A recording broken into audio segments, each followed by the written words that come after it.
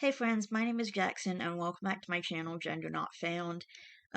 It's like 8 o'clock, so I'm going to be doing a video for, I guess, a while, as long as I want to.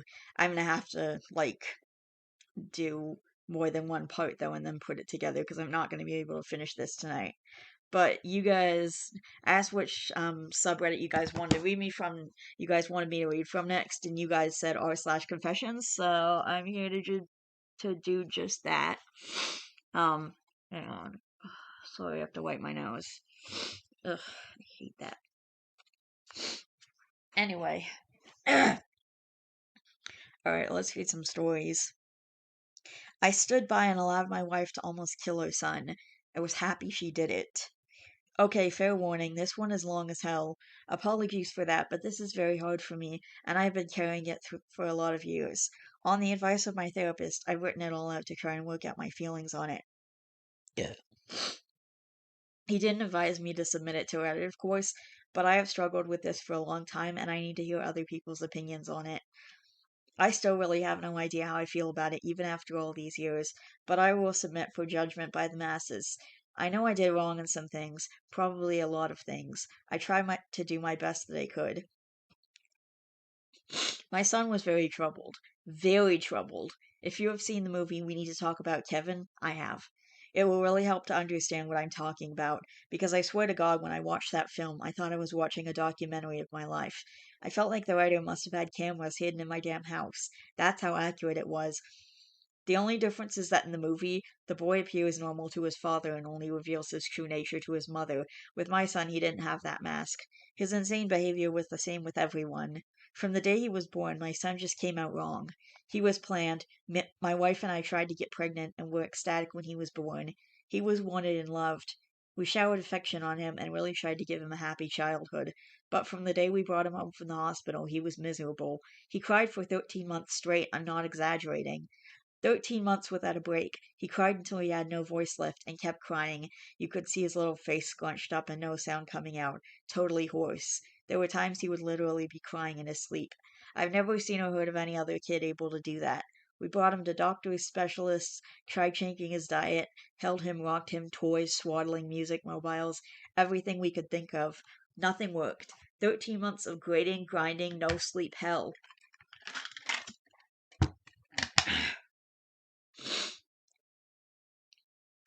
Once he got over the crying stage, we thought we were out of the woods. But it quickly became clear that for some unknown reason, he was just angry at being alive. I never saw that kid have a genuine joyous smile once in the time I knew him. I saw him grin a vicious, horrible grin many times, taking a perverse pleasure from causing pain or suffering, or breaking a rule. But a smile from a smile from real pleasure at something nice? No, never. Not once. He had no interest in anything positive. He was fueled by hate, and everything he did was bent toward that. As soon as he could walk, his mission in life was to destroy things.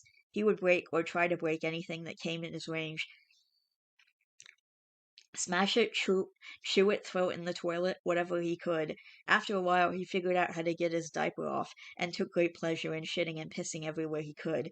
After a while, he figured out he could hide it, and started pissing and shitting in places we wouldn't find right away, grinding it into carpets, making it even more of a problem to clean and making the house stink. When he got older, ages 9 to 15, he would piss and shit in our bed until we got a lock on our door and he wasn't able to get in anymore. Then he'd just take a dump in the hallway in front of our room. That biological warfare started around 2.5 years old and he never grew out of it. I'll try to speed it up as I could literally go on for days about this stuff, but as he grew older, he became more and more unmanageable. He would bite, kick, scream, scratch, and spit at anyone trying to do anything with him. He was kicked out of school twice before he was 9, then let him back in, and then kicked him out for good. He had to change schools. The next one put him in a special class that kept him away from the other students. We had to install a door and lock on the kitchen because he would steal knives and use them to gouge the walls and furniture, or chase people with them.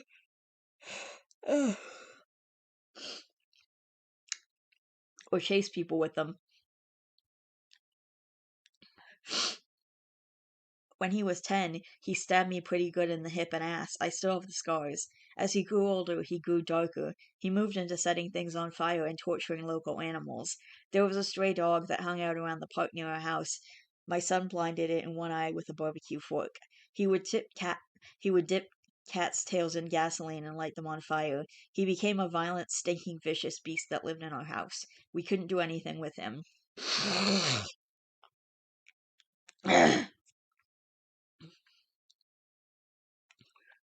I will take this opportunity to preempt.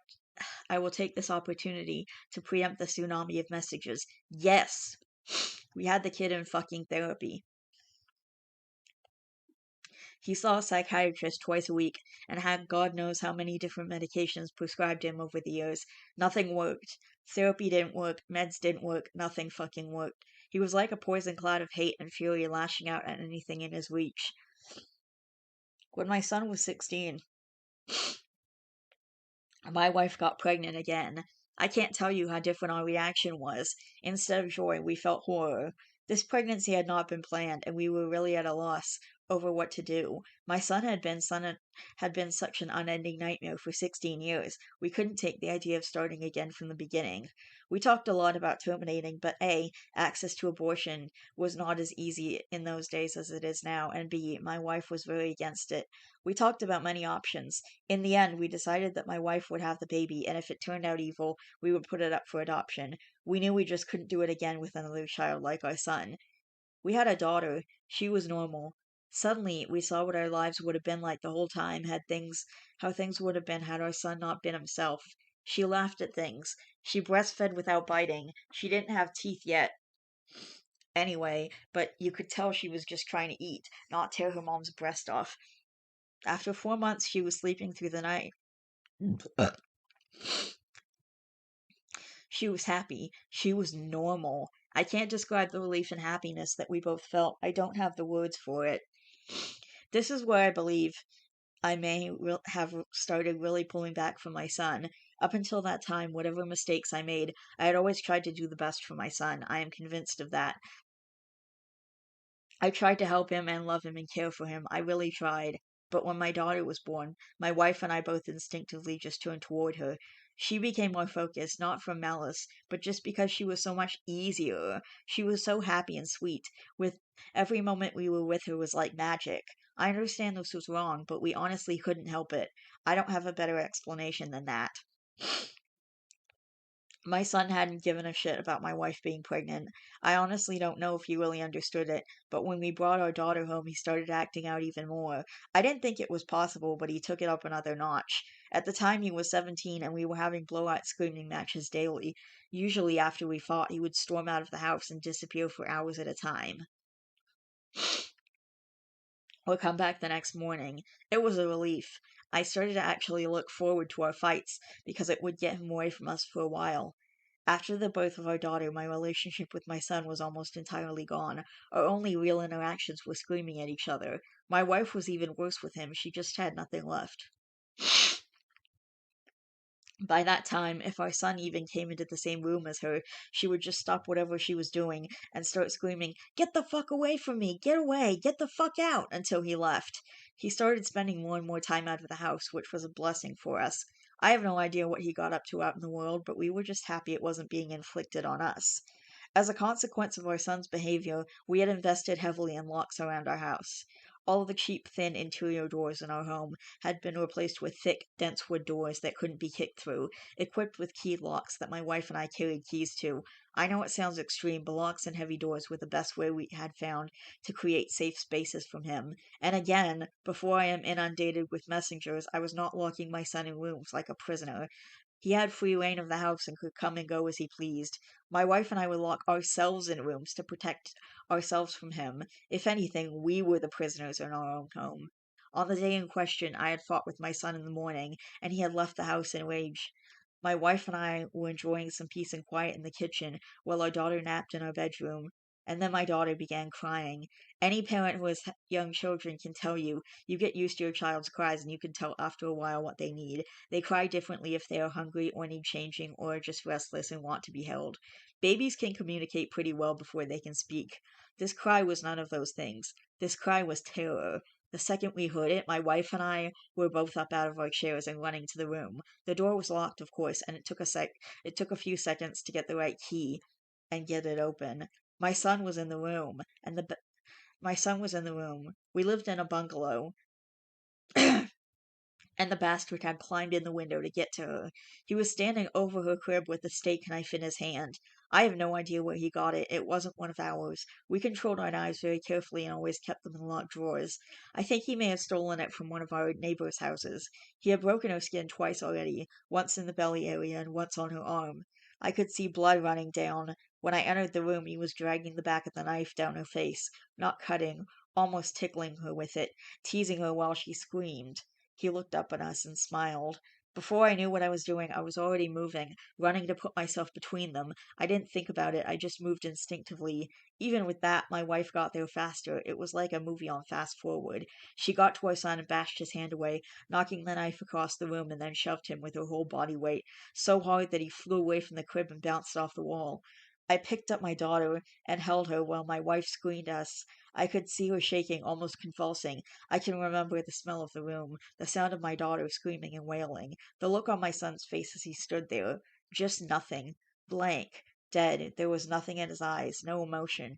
He looked like an alien to me. I watched my wife take a step towards him. I could have reached out and stopped her, but I didn't. She stepped forward again, very close to him. I could have stopped her again, but I didn't. She waited, looking at him for about 3 to 5 seconds without moving, and then she punched him in the face. Now, until this point, you may have been picturing my wife as a typical woman, small frame, dainty, and delicate. This is not the case. My wife does have a small frame, but dainty and delicate she is not. Never has been since I've known her. Since her early teens, my wife has been a boxer. MMA didn't exist back then, but karate and boxing were big in those days, and my wife was a very talented amateur. She was about 130 pounds. She carried a lot of muscle, and she knew how to punch. I had 70 pounds on her back then, and I have no doubt that in a real fight between me and her, she could have and would have pounded me flat. Neither of us had ever laid a hand on our son in anger before, but something broke in her that day, and all the years of anger and pain and sorrow and frustration just came pouring out. When she hit him, his head snapped back, and blood started pouring out of his nose. He hardly reacted, he just looked at her with a shocked expression, like he didn't know how to process what had just happened. She waited another second, and then she hit him again. I could have reached out and stopped her. I could have dragged her out of the room, taken her away, or calmed her. I didn't. I just stood there and watched while she systematically started to pound him to a pulp. Every time, every time he brought his hands to cover one part, she would blast him somewhere else. Body, head, over and over. He started screaming, crying out, yelling for her to stop. It's the most genuine reaction I'd ever seen him have to anything in his whole life. But she wasn't stopping. I watched her ramping up, hitting harder, faster, working him like a heavy bag. He tried to swing at her, and she slipped him easily. She was on autopilot, sinking down into her training. I stood there watching for a minute. Then my turn. Then I turned my back on them and took my daughter out of the room. I brought my daughter to the kitchen and gave her a bath in the sink. I found that he had cut her a third time on the sole of her foot. All the cuts were superficial. I cleaned her up and held her until she calmed. I put polysporin and band-aids on her cuts. In our bedroom, I could hear my son screaming, calling my wife horrible names, telling her he would cut her head off and fuck her corpse. After a while, I didn't hear him saying anything anymore, didn't even hear him crying out. I assumed that he must have been knocked out, but I could still hear her beating him. That went on for a long time, long enough for my daughter to drift off to sleep in my arms. I just sat at the kitchen table waiting for her to finish. Finally, she came out and sat down across from me. Her hands were swollen and red. Her face and arms were splattered with blood. Her chest was heaving. We just stared at each other without saying anything. After a while, I asked her, "Is he dead?" She looked back at me and answered, "I fucking hope so." I nodded. That was all there was to say about that. I understood how she felt perfectly. I felt the same. I didn't know what to do, so we just sat there waiting silently. Eventually, my wife started crying and went to go take a shower.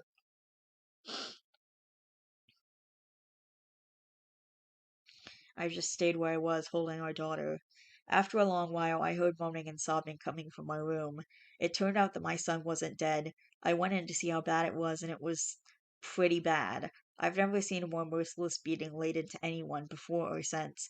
He was lying on the floor, rolling around with blood leaking out of his face, lying in a pool of vomit. His nose was squashed flat out across his face. Both of his eyes were completely swollen shut and starting to blacken already. I could see that a couple of his fingers were bent out at weird angles, and he had pissed his pants. I think he must have been missing teeth, but I couldn't see any on the floor, and I couldn't see inside his mouth. His lips were all puffed up and swollen. From talking to my wife about it later, I know now that she had systematically beaten every part of his body, focusing heavily on his legs. She told me she kicked him in the groin repeatedly until her legs got tired, and had kept beating his body long after he had passed out. When my wife came out of the shower, I still didn't know what to do about her son. I didn't know whether to call the police or an ambulance, take him to the hospital myself. I honestly didn't have any idea what to do. After a while, I realized that I simply didn't care what happened to him anymore, and we decided to just let him live or die on his own. There was an in-law suite in the basement that we had never really used, and my wife, my daughter, and I just moved down there. We simply ceded the top floor of the house to my son and locked everything down, separated our lives entirely.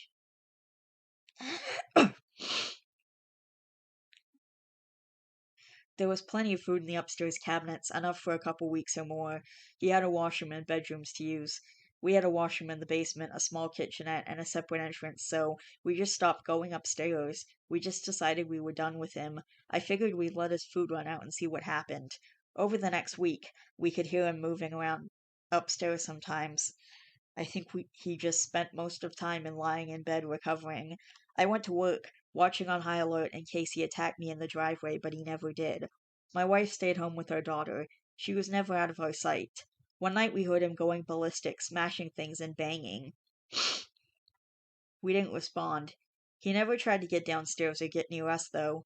I think he was afraid that if he got near us again, my wife might finish the job on him.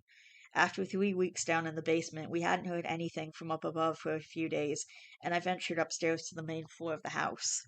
The place was demolished, and there was no sign of my son. He was gone. It took months to repair the damage he had done and get the main floor back to normal again. There was food and shit smeared all over the walls and broken glass on the floor, big holes in the drywall. He had ripped the place apart. He tore up the linoleum in a corner of the kitchen and emptied an entire foam fire extinguisher into the living room. I feel thankful that he didn't burn the house down with us in it. I'm not entirely sure. I'm honestly not sure why he didn't. The kid wasn't shy about lighting things on fire. After that, I lived in fear every day that he would come back, that he would ambush us out of the blue and try to kill us. We moved house about 3 years later, and I finally stopped being afraid that he would show up again, as now he had no idea where we were. I finally felt safe from him. All of this happened a long time ago. My son was born in the spring of 1971, my daughter in 88. I'm an old man now. I'll be 70 this year, and my wife passed from cancer in 2016. My wife is my daughter is 31 now. I moved in with her and her husband after my wife passed. I've got two granddaughters, and they are the joy of my life. I see a therapist a couple times a month to talk about all this. I don't know where my son is. The last time I saw him was when he was lying on the floor of our bedroom, bleeding and smashed. I haven't heard from him since he left, more than 30 years ago now. I don't want to. I carry a lot of guilt from that time and a lot of conflicted emotions. I didn't beat him myself, but I allowed him to be beaten, and I thought he deserved it. I was happy it happened. I didn't try to kill him, but I would have been happy if he died. I will say that I do hope he was able to overcome his demons and go live a normal life somewhere. If he wasn't able to do that, if he stayed the way he was, then I truly do hope someone out there killed him. When I knew him, he was a rabid dog, and whichever way it went, I just hope he isn't still out there hurting anyone else.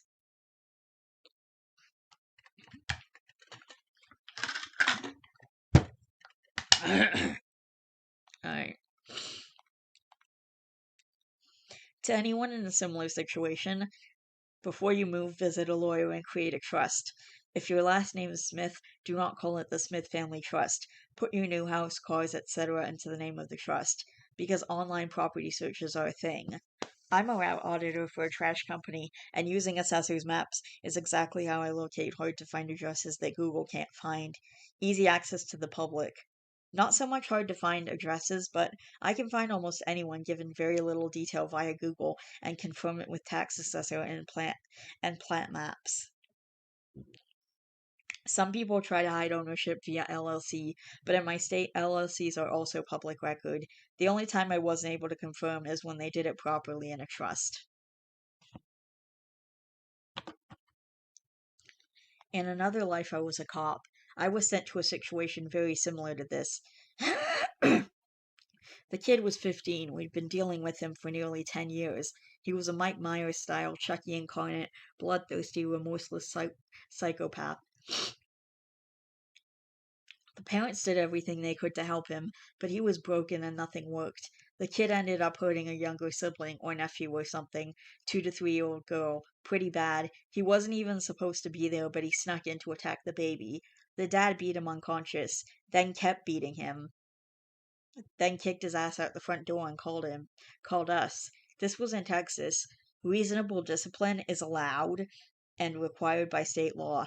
After talking to the CID captain and an assistant DA, we all decided the dad was being reasonable. He was fully prepared to go to jail, but under the circumstances, the desire to protect the baby and convince his psycho kid that such behavior would never be tolerated was reasonable. They sent the psycho away somewhere after that, and we never heard from that family again.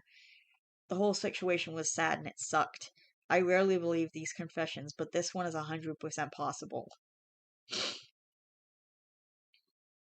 In Sweden, we are only allowed to use as much force as necessary in self-defense or in the defense of others, but there is a paragraph about if the person could hardly control themselves. There is a case where a mother comes home to her apartment to find the neighbor raping her 6-year-old daughter. The mother apparently drags him out into the stairwell and proceeds to throw him over the railing, a 5-story fall. Since this was deemed beyond the need for defense, she could have been convicted of manslaughter, but was freed on what essentially comes down to a general feeling of, meh, we'd all have done the same. Same thing happened in America, I think. Bloke finds a neighbor raping his kid, nearly kills the rapist, and they just threw out the case because meh. Well, probably because I wouldn't convict this guy. You really think we could convince 12 random people to do it? I don't know if this is real or not, but holy shit, what a ride it was. Children like this do exist, their parents living in terror, and police have no help. A friend works with a kid just like this, and they have to use the buddy system at her work for safety. There's nothing more that could be done now than that many years ago. You did your best, OP. Not much more you could do. Ugh. My sister-in-law has worked with similar kids. Nothing like the son in your post, but like the children your friend has worked with. A couple of them ended up not just on the buddy system, but female teaching staff weren't allowed contact with them because the risk was too high. She said more than once that there really wasn't anything anyone could do unless these kids committed a serious crime. It seems like some people truly are beyond help. It seems like some people truly are beyond help. Makes you think twice about how to judge criminals. Hmm.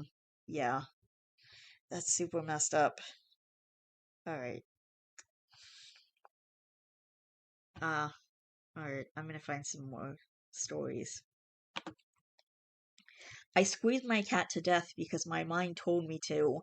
I'm not crazy. Leave me alone. I just want to get things off my chest without being berated.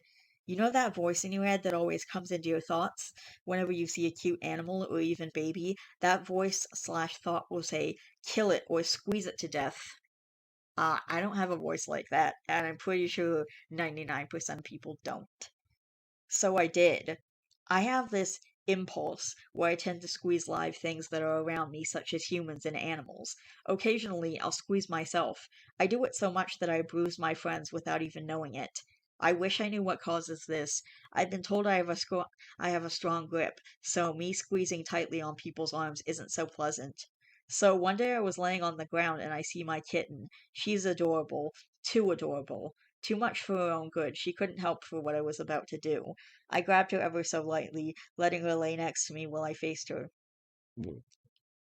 At first, I was tempted to strangle her, maybe breaking her small neck, but apparently my thoughts wandered, and then I decided to do a process that would surely kill her, a slow death. I took both my hands to each of her sides and just squeezed with all my might.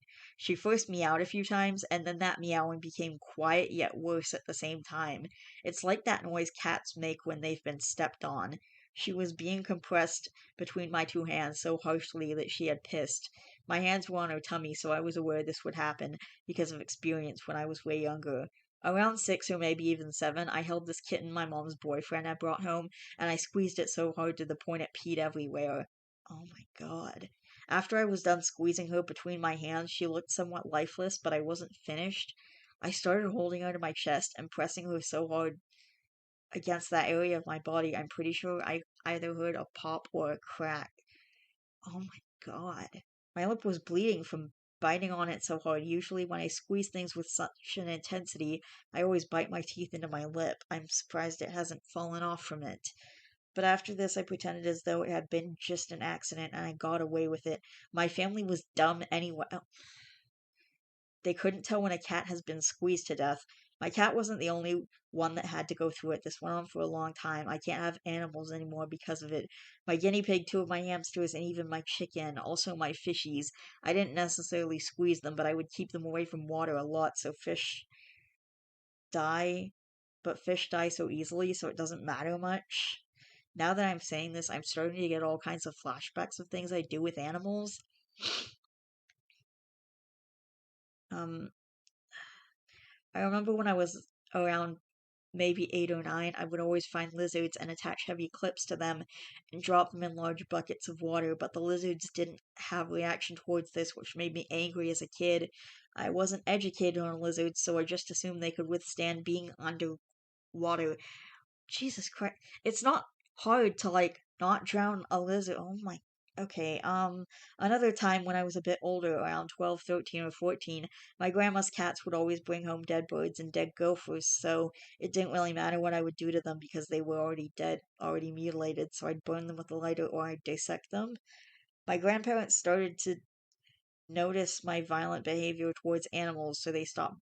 Violent behavior is in quotation marks, so they stopped buying them for me. Bummer. Really, it's a bummer that you can't torture animals any. But I guess that's life. Any suggestions what I should do about this? And the first comment says, "Jesus fucking Christ, how can people be this sick?" Yeah, he says he's not crazy, but seriously,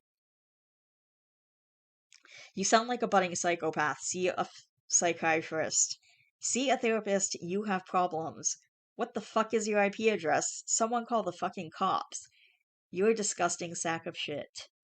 Seriously, bud, you're a murderer in the making. Seek fucking help. You're fucked in the head. One day maybe someone will squeeze you to death, and I can't say you wouldn't deserve it. No, you are crazy for killing an innocent animal, and your grandparents had the right idea of never buying you any more pets. You need serious mental help. Yeah, it's like he keeps ask. He's acting. The question says, "Any suggestions what I should do about this?" And it seems like he's trying to get advice on how to get his grandparents to buy him more animals. But why would they do that if you're just going to torture them to death? Yeah, your grandparents had the right idea of never buying you any more pets. And yes, you are crazy for killing an innocent animal. Exactly. And someone says, "How tall are you?" As if that has anything to do with anything. Like, why? How tall are you? What does that mean? Stop being lame and move on to something that's a challenge. What? I know this post is outdated, but I fucking hate you. Honestly, just go fuck off and die. Nobody cares about your stupid problems. If you squeezed an innocent being just because of your goddamn mind, I hope the death same happens to you. You are an absolute disgusting monster that I cannot call a human being. This story is really similar to most serial killers. And yes, you are crazy and in denial. What the hell is wrong with you? Yeah. So this guy's so the story says, you know that voice in your head that always comes into your thoughts saying kill it whenever you see a cute animal or a baby, the voice thought that will say kill it or even squeeze it to death. No, no, I don't have that fucking voice. People don't have that fucking. That's not a normal thing to have. You don't have a fucking. No.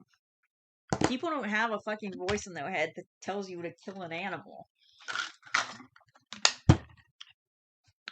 I've owned plenty of animals, and I've seen plenty of babies on the street, and I can guarantee that not once has a voice or thought come into my head that says, squeeze it to death or kill it. That is fucked up. OP, get help. Get help. I don't know why you think that this is a thing that people just have a voice in their head, but that's not how it works. I hate the trans community now. I legitimately wish I wasn't trans.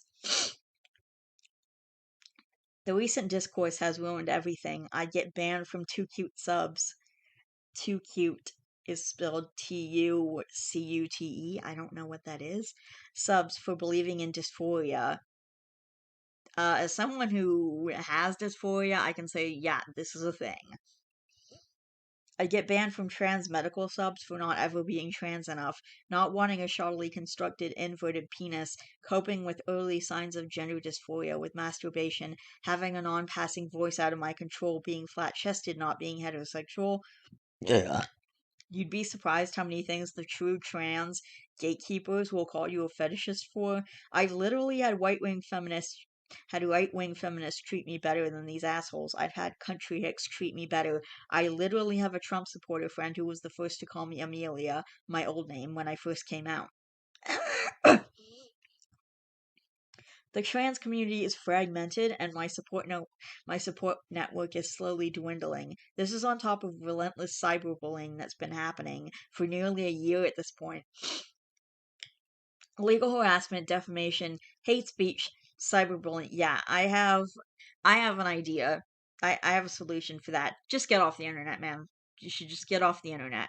I'm sorry, but it's just a fact of the internet that people are assholes and people are gonna be dicks about your gender identity. I've had people message me incredibly hateful things for just being myself, for being non binary.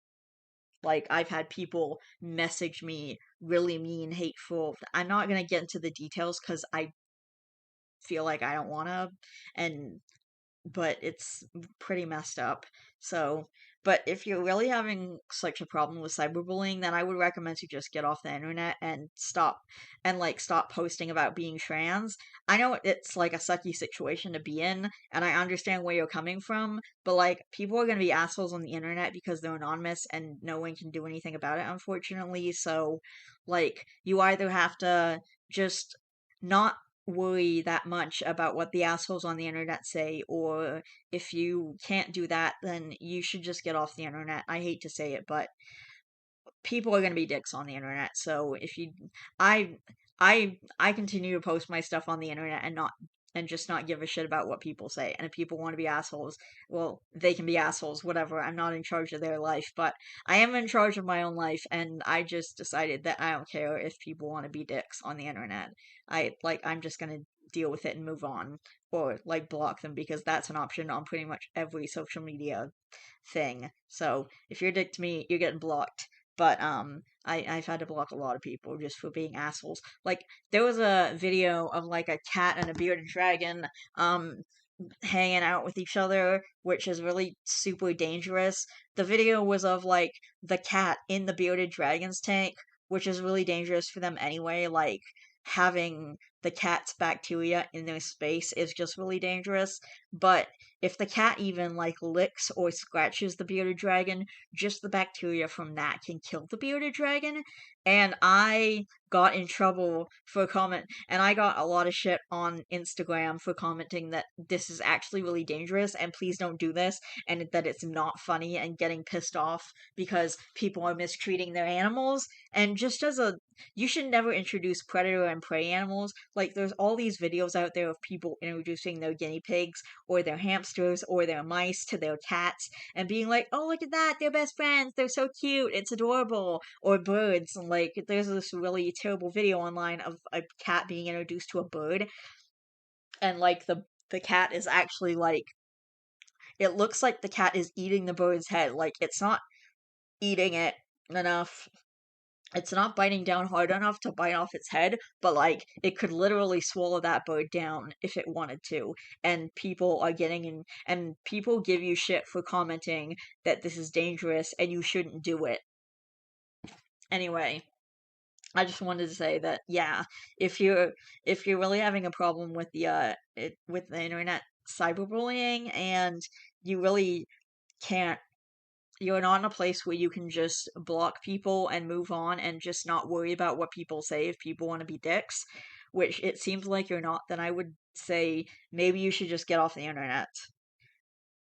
And also get some therapy because it sounds like you need it. Not because there's anything wrong with you, but because, like, you seem like in a very bad place. And I feel like getting therapy might help you to feel better. And I hope that it does. Um, and that'll give you a support network and you can talk about your problems without it's not like an online thing. It's just like you can talk to a therapist in private without having to worry about cyberbullying or whatever because you're not putting it out there on the internet for everyone to see. They were fucking anyway, illegal harassment, defamation, hate speech, and encouraging suicide are just a few of the things that have happened to me. Yeah, I've had some stuff like that too. They are fucking vile human beings. They're almost as bad as 4chaners, incels, or radphones. Radfems. Okay. One by one spaces either become radicalized in one direction or radicalized in another, and I lose them. I used to have multiple support networks, multiple safe spaces, multiple good people to talk to, but now they're all fucking gone. There's nothing but hatred, prejudice, and cyberbullying on this platform, and I don't like the direction the trans community is headed. If I could choose to be cis, I totally would, but unfortunately, I can't just snap my fingers and live as a GNC femboy. You know why? Because I have gender dysphoria. If I stopped estrogen, I'd literally go insane. I literally have disassociation episodes when I'm off estrogen, and pretty severe depression too. Not to mention I can't stand erections, body hair, being flat chested, having a more square face, or anything else that would come with detransitioning. I literally couldn't live as a guy if I wanted to, and trust me, I tried. For 16 years, I was a hollow husk of a person, and it became even worse around 6th or 7th grade, where I legitimately became clinically depressed. I had no personality, instead copying what I saw in the media that other people said was cute. I had no confidence, I looked like a disgusting goblin, I was awkward and nervous, mentally unstable, and too good for this world. Literally, I was very visibly autistic when I was younger, but I was still nice. My Reddit posts weren't depressing, and they were more wholesome than anything. Anyway, I shouldn't care about these idiots who doubt me having dysphoria, even after 3 psych exams where I literally answered hundreds of questions and spilled practically my entire life story and all traumatic events up to that point. But I do. You know why? Because I'm conditioned to trust trans people. I've been conditioned to try and find an accepting coalition, and this innate desire leads me to the mean trans people who put others down to boost their ego. That's why it stings. After all my suffering, all that I've went through, the fight to be a girl, the fight of being visibly trans 100% of the time back then, and everything in between, all for what? For the trans community to treat me like a fetishist trender who just came out a month ago, I'm sorry, but no, fetishists don't have dysphoria. Trenders don't have dysphoria. Trenders don't cry themselves to sleep. Trenders don't have codependent mental disorders. Trenders don't self harm. Trenders don't have clinical depression when perceived as their birth gender. And trenders definitely wouldn't spend all their money, sell their possessions, and go on an 8-hour round trip twice just to get hormones. Fuck you. They don't know my story at all. I really don't like the direction of this community. I'm shedding the trans label as soon as possible. When I get my gender marker changed, it's sayonara. Goodbye.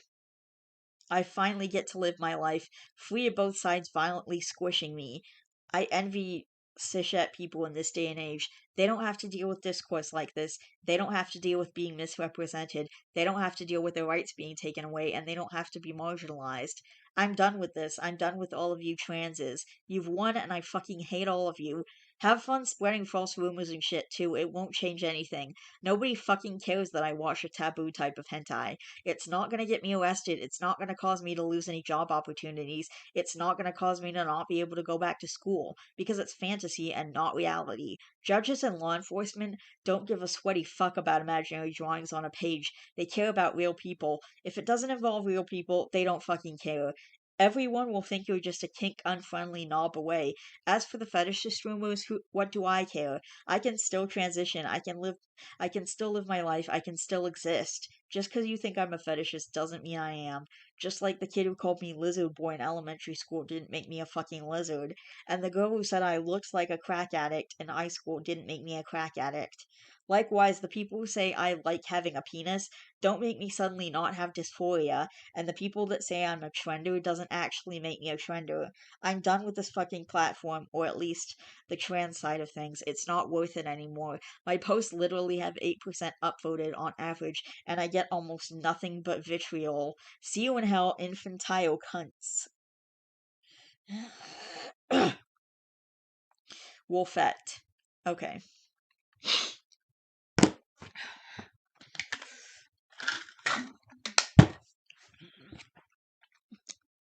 I'm surprised nobody has pointed out how weird that paragraph on their niche hentai collection is. Who the fuck cares? Right? I was thinking maybe they really have just had a bad experience in the trans community and are venting until the very odd and very obvious what it was about hentai rant. A quick look at their history makes it pretty clear why they have ran into backlash. Part of me wants to message them and talk to them to see if they're okay and why they're acting like this, but I'm worried something bad will happen if I do that. I'm either gonna do that or report them when I get home. And someone says, wait, their niche hentai collection is drawn pedophilia, apparently. Okay, hang on. I have to wear my nose. So, bad news. I need a new TV. My the audio is working on my TV, but the video isn't, and I've done all the troubleshooting stuff. Like I've tried unplugging everything and plugging it back in. I tried resetting everything and tried like everything, every idea that I could find online to make the video appear, but it's not working. There's just no video, and so I need a new TV, which is fantastic. And I don't really have the money for a new TV, so I'm gonna have to try and convince my mom to to just use my Christmas money for that, I guess. I mean, I don't really like that idea because I wanted to have presents under the tree and I also wanted to have at least $75 to put in my account from my mom for Christmas to put in my account to save for my snake. So unfortunately, that's just not gonna work. Um, but anyway. Um, okay. Well, yeah. So I'm gonna have to get a new TV on Friday and I'm gonna have to somehow talk to my mom about using my Christmas money to do it because I can't afford that. I guess at worst, I'll try and convince her to just like take um take the money from my account because I'm getting paid in like 9 days. So I'll just try and convince her to take the money out of my account for then. Like when I get paid November 30th, and then um just pay it back into my account once she has my Christmas money, like once because I'm not really sure if she's able to do that right now. So I'll just like use that for the TV temporarily. I'll just use that for the TV temporarily instead of putting it in my savings account for my snake, and then she can pay me back once she gets, like, in a month or so, once she gets my Christmas money, and then I'll just put it into my account with the money for my snake. And then that way I won't get any extra money, but I'll still get like a little, hopefully a present or two under the tree, and then also like the I don't know. Paid I paid about $100 for this TV, so hopefully I can get the same um one for like the same amount of money, and I just want to.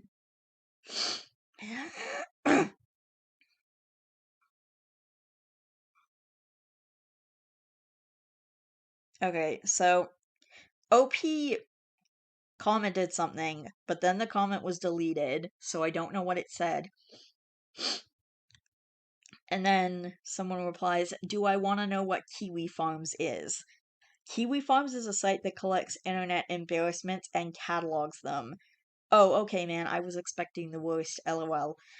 And then OP said, and then OP commented something else, and it also got deleted, so I don't know what it said.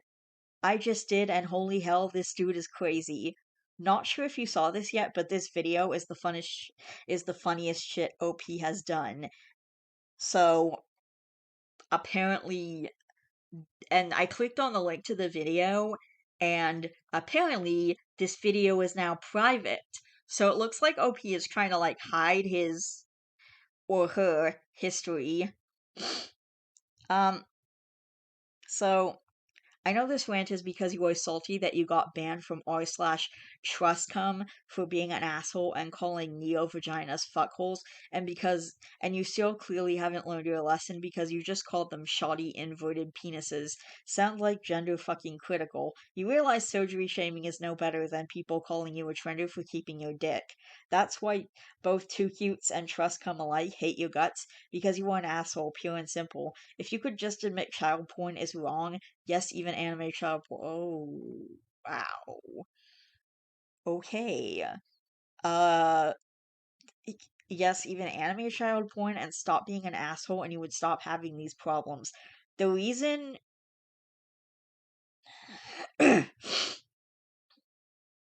The reason you aren't fitting into any trans spaces is because you are a low effort AGP trender who thinks you are more valid than other trenders because you have dysphoria, which is in fact just severe body dysmorphia, AGP, and a bunch of other mental illnesses masquerading as gender dysphoria. If you actually had gender dysphoria, why would you upload all that porn of yourself jerking off and being jerked off by your girlfriend? Too bad you girlfriend is in quotation marks. Too bad you burned your bridges with the Two Cute subs, because that's really where you belong. You are just another subby, transient cat girl, in other words, an AGP weeaboo crossdresser. I don't get most of what is happening here. Sorry, but I do understand that OP is drawing fucking child porn, and that's pretty weird. So when I originally read that, I just assumed it was some kind of like hentai. He said it was just some weird hentai shit, and then but like essentially it's just nothing. But like it's basically just fucking child porn, like anime child porn, so I guess that, but like that's really messed up regardless, and let's not do that anyway. But anyway.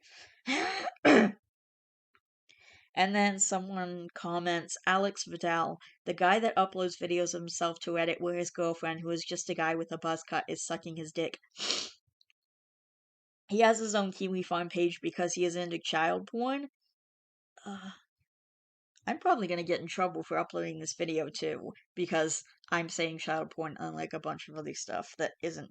I'm not supporting this. I'm not supporting child porn. I'm just reading the comments. Okay, anyway. Um, so he has his own Kiwi Farm page because he is into child porn. He filed a restraining order against his mother because he has 6 female names and his mother can't remember which one he uses today. What?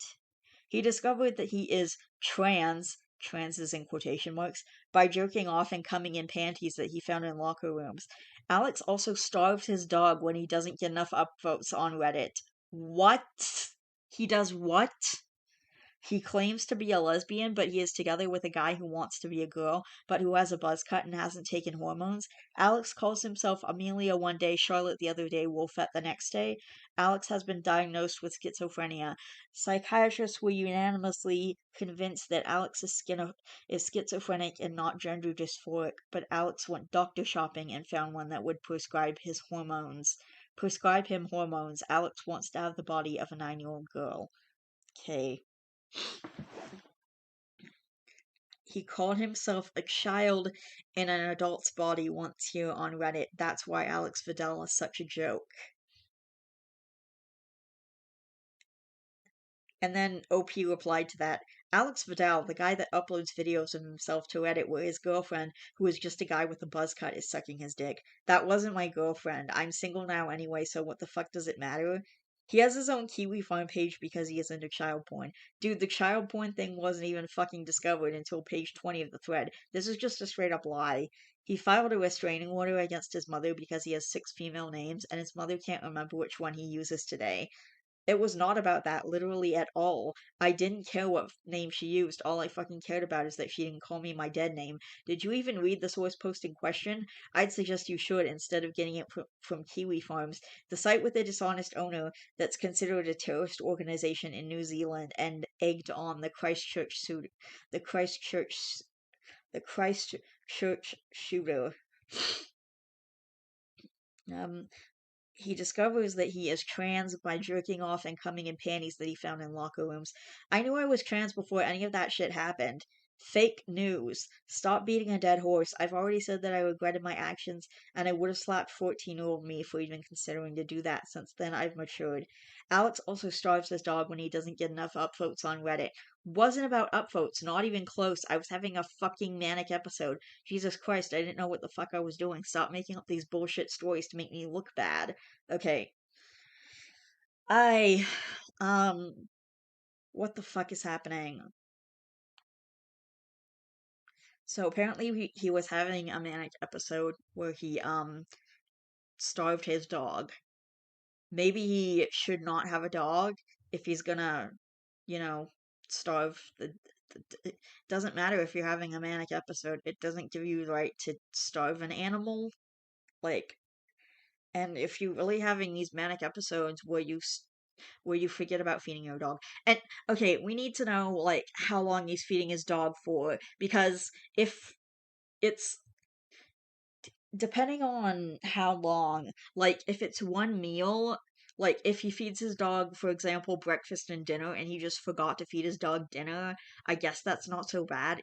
I mean, still not very nice, but like it's not as bad as if he had not fed his dog for several days, but we don't know how long he was not feeding his dog for, and but like if he's really having these manic episodes where he forgets to feed his dog for like days at a time, then maybe you shouldn't have a dog, dude. Like you have an animal that relies on you, but you should make sure that they get the care that they need. Okay. Anyway, he claims to be a lesbian, but he is together with a guy who wants to be a girl, but who has a buzz cut and hasn't taken hormones. Again, that guy is not my girlfriend. They never were. Alex calls himself Amelia one day, Charlotte the other day, Wolfette the next day. And that's your business how? People have multiple aliases. Deal with it. I don't even see why this is lumped in with all the fake news. Nobody cares about my name history. Alex has been diagnosed with schizophrenia. Psychiatrists were unanimously convinced that Alex is schizophrenic and not gender dysphoric. Not true, only 2 doctors said that. I've seen a grand total of 11 since then. It's called getting a second opinion, something which neurotypical people like yourself obviously wouldn't understand. Neurotypical, okay. But Alex went doctor shopping and found one that would prescribe him hormones. Doctor shopping? Really? You do realize that they made me go to a visit 6 times before they gave me my WPATH letter, right? It wasn't something you can get for free and not something easy. You can't just lie about these things. Mental health professionals can, more often than not, tell, tell when you're lying. Alex wants to have the body of a 9-year-old girl. Literally, when did I say that? When? I've never said that. Bullshit. He called himself a child in an adult's body once here on Reddit. So I guess if you call yourself a child at heart, you're automatically mentally ill. Welcome to Kiwi Farms logic. Okay, so I am also a child at heart. I consider myself one because of like my autism and also my trauma, and my growth has been stunted. I mean, I'm trying to grow up, obviously. I'm like living alone and stuff, and that's different. But I still do my thing with my stuffed animals and whatnot. So, um, but like the whole thing about posting child porn, that's fucked up. Dude, no one is gonna fucking believe you. Why blatantly copy paste the first page of a hate forum on here? You do realize that you being transphobic is not gonna get other people to listen to you, right? It's obvious you don't have my best interest at heart when you can't even bother to sub he for she. Not to mention half these things are flat out wrong. You obviously don't know the full picture and yet you're judging anyway. Hilarious. You are banned from literally every subreddit that is concerned with trans-related subreddits because you made the trans community look bad by identifying as such. You are put in the same box as Jonathan Yaniv. Are you going to ask someone to wax your balls? Who the fuck is that? I don't hate you, I just think you are completely lost. It's obvious you are not trans. Whatever you do, don't get SRS, only stick with reversible treatments. Uh, I think SRS is like sexual reverse surgery or something. I don't know what it is. It's like a surgery where you change your sex that trans people do. You would be much happier as a guy with a girlfriend or a boyfriend, and what you need is some tough love from someone. Okay. You are banned from, and then LP responds to that. You are banned from literally every subreddit that is concerned with trans-related subjects because you made the trans community look bad by identifying as such. You are put in the same box as Jonathan Yaniv. Are you also going to ask someone to wax your balls? No, because I have shame regarding my genitals and definitely won't show them to a random person to touch, wax them. Also, I'm not actually banned from all of them. I don't hate you, I just think you are completely lost. It's obvious you are not trans. Whatever you do, don't get SRS, only stick with reversible treatments. How do you know? Are you a licensed psychologist? You would be much happier as a guy with a girlfriend or a boyfriend. How do you know I haven't tried that already? What you need is some tough love from someone. Tough love is a synonym for abuse. Why am I not surprised? What? No. Okay, tough love is not a synonym for abuse. I say that as a parent. Why am I not surprised? Stop changing the subject. You've done it like 3 times in this comment alone. You're just trying to troll. Okay. No, because I have shame regarding my genitals and definitely won't show them to a random person to touch slash wax them, yet you have uploaded a bunch of pictures and videos of your weird misshapen dick and balls for the world to see. If you're ashamed of your genitalia, you sure have a funny way of showing it. Okay. Dude, you made a post 4 fucking days ago saying you were going to take a break. Why can't you just stick with that for once and actually follow through? Is that too much to ask? For you to stop saying fuck Reddit, I am leaving for like 50 times fucking over and over again? And you just keep coming back not even a week after you announce your break. No one likes you, no one likes the way you act, no one likes how you manage to annoy the living shit out of everybody to the point you keep on getting banned from subreddits. You threatened to starve your dog. Okay, that's not okay. You posted a picture of self-harm on your profile after you got banned from the subreddit. Oh my god. You collect fucking lolicon porn and then say, well, it's not harmful because it's drawn. There was a reason why you don't find any results on Google for lolly porn when you search that shit up, because it's disgusting and illegal in some countries. It should be illegal in all countries. Just leave. Nobody wants to see you anymore. You were banned from all those subreddits for a good reason. You were the single most obnoxious fucking redditor I've ever seen. I mean, I'd say good for you, but apparently you're a pedophile, so okay. Well, the pedophile thing is fucked up, and the starving your dog thing is also fucked up. Take care of your fucking dog, dude. Don't threaten to starve them because you didn't get enough likes on a post. You threatened to starve your dog. Okay, whatever. Fuck it. Jeez. Alright, anyway. Okay. Why can't you just be you and be around people that do support you? Why do you need a community to be yourself? Every single religion has people bash them. Uh, as a Christian, yeah, I get bashed. Fat people get bashed. As a fat person, yes. Ugly people, again, yes. Gay people, you get my point that humans are just vile and nasty to each other. Everyone thinks they are better than the other. Everyone has an opinion. There is just life on this planet full of sick, crazy humans. sick, crazy humans that all have problems and all want life to be perfect. Just live your life and enjoy it how you want to. And then someone replies to that, OP is also a crazy, sick human. Okay. Um, everyone needs to be aware of okay, and then apparently he posted this here. Um, everyone needs to be aware of what a sick person OP is. They were trying to worm their way into Trustcom subs after getting banned from most trans subs, not for being a trans med, but for just being a generally unhinged asshole. An excerpt from one of their posts. This was also about the time in my freshman year in high school was midway. I started playing around a little bit with the various items of clothing. I would sneak into the theater department and into the women's locker room and steal clothes. Sometimes I would have close calls, sometimes they wouldn't fit. What? But if I was lucky, I got a piece of clothing that fit me somewhat perfectly.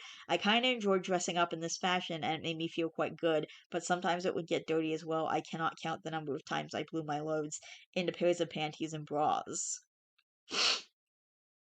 Um, OP also enjoys cartoon child pornography and vehemently defends their right to view it. Here is a comment from yesterday defending child porn. Hang on. Okay. Here's another question. How are you not a pedophile jerking off to lollies? Because they aren't real children. Fantasy and reality are distinctly separate for most sane people. I've looked at lolly hentai a few times in the past, but I've never had an attraction for a real life child ever. Also, banning lolly hentai would violate freedom of expression, so it's not going to happen. The government can't legally police any form of art and say you can't do that unless actual people are being hurt without their consent. If the US trampled over that, be very afraid. It's a slippery slope. Okay. I can't, Yeah, this is only a tiny glimpse into their depravity. Google their username and take a look at their Kiwi Farms thread. Yes, that's how bad they are. They have a thread on Kiwi Farms. Okay. Um, so... Yeah, that's the comment that OP mass reported using alts, no doubt, and my main account is suspended because of it. Now that's just awful. OP also posted this. What is this? Oh, the content is private. Never mind. Okay. Oh, shit. Um, well, it just brought me back to the home page, so I'm gonna have to go, all the way back and find this post again so I can read more comments. Hang on. And what did they say? Who's that guy? I'm gonna look him up and, um,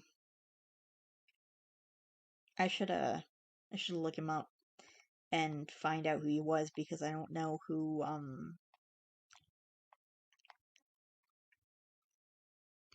and then he said, Jesus Christ. And OP said, you did something ban-worthy, what the fuck did you expect? You publicly threatened to kill me and my family, yet here you are not suspended, what the fuck? Yeah, people are seeing through him. One person says, okay, pedo. Wow, this thread really shows how nobody fucking reads anything. There's a massive red flag mid-rant. R/ quit your bullshit, R/ trashy, R/ as a black man. Yep. You deserve all the hate you're getting. There's no justification for you being a pedophile or your stupid lolly hentai fetish that's clearly child pornography. Please seek medical attention and get medicated for the sake of society and everyone around you. That's all the hope I have for you. The community is pretty fucking toxic, if you ask me. Not wanting to date trans is apparently a transphobic person. Yeah, that's pretty fucked up. If you if you say you don't want to date like a person in a wheelchair, suddenly you're sorry, I can't remember the word. Handicapped phobic? No, special needs phobic. No. Wheelchair phobic son of a bitch. Uh, anyway, OPS talked about wanting to punch a girl because she rejected him. Not to mention that passing trans women often look down on non-passing trans women and are the biggest bullies to them, yet they don't remember the days when they didn't pass either. Not to mention the recent discourse that nobody shuts the fuck up about and is doing more to divide the community rather than help it. I'm almost considering siding with gender critical because holy shit, I hate the direction the community has taken. And that comment was from OP. Okay. Um, yeah, this is fucked. Okay. Alright, this is just. And someone else says, "Boy, you need to be locked up." Okay. Okay. Looked through your post history as this post seemed off and found this response to another post of yours complaining about bullying from other trans people. The reason people say those things has nothing to do with your appearance or your decision to not have surgery. It is because of your history of admitting to things such as stealing underwear from girls' changing rooms and blowing loads in them. You also refuse to admit your interest in child pornography is wrong and accuse people of kink shaming if they mention this. Okay, so a lot of kinks are like shouldn't be shamed, I think, but they're fine. Like for the most part, what you're interested in isn't shouldn't be judged, but there are a few kinks that should be shamed, and child pornography is one of them. I'm sorry, that's messed up. There is already a misconception that trans women are predatory, therefore, many trans women feel inclined to criticize people who reinforce those stereotypes. Edit, you are so transparent. You can't even refrain from referring to neo-vaginas as fuckholes in a trans sub because you have no concept of what's socially appropriate. You are unable to contain your transphobia and disgust for actual trans women. You messed up, buddy, and now you're posting everywhere begging for sympathy and acting like you're a perfectly innocent person. Yikes. You genuinely need some help, dude. I seriously don't want you to continue to go down the shitty path you're on. Edit. For all the people downvoting me for whatever reason, because apparently this got 14 downvotes, go into OP's account and read their post titled Shiny Met or Hell, nearly any of their posts.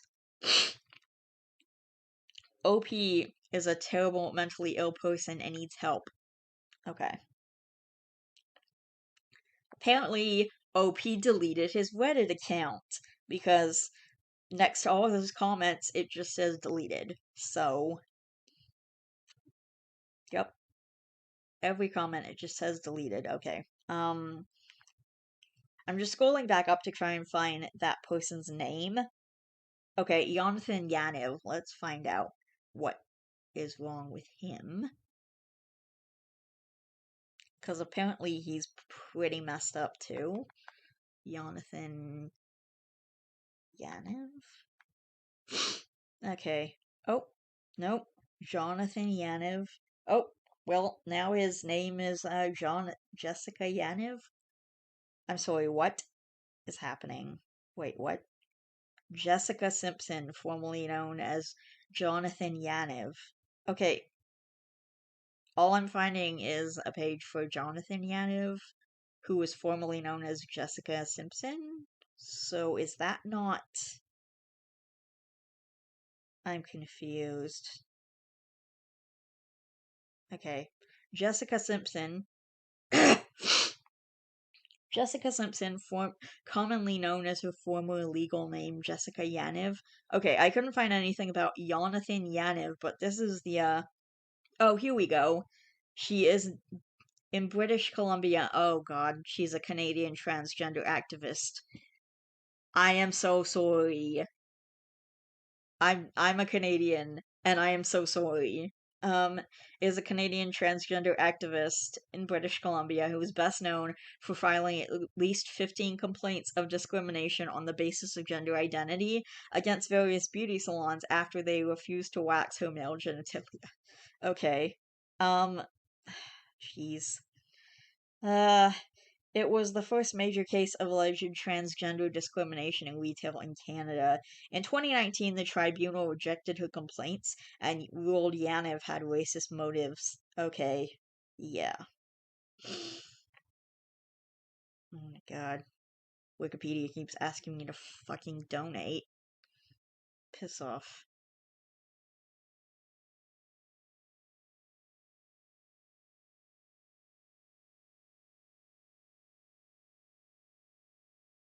Alright. I'm done with this guy.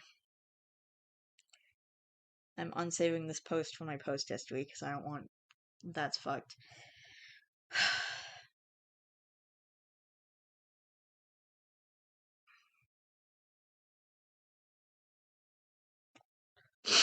Alright.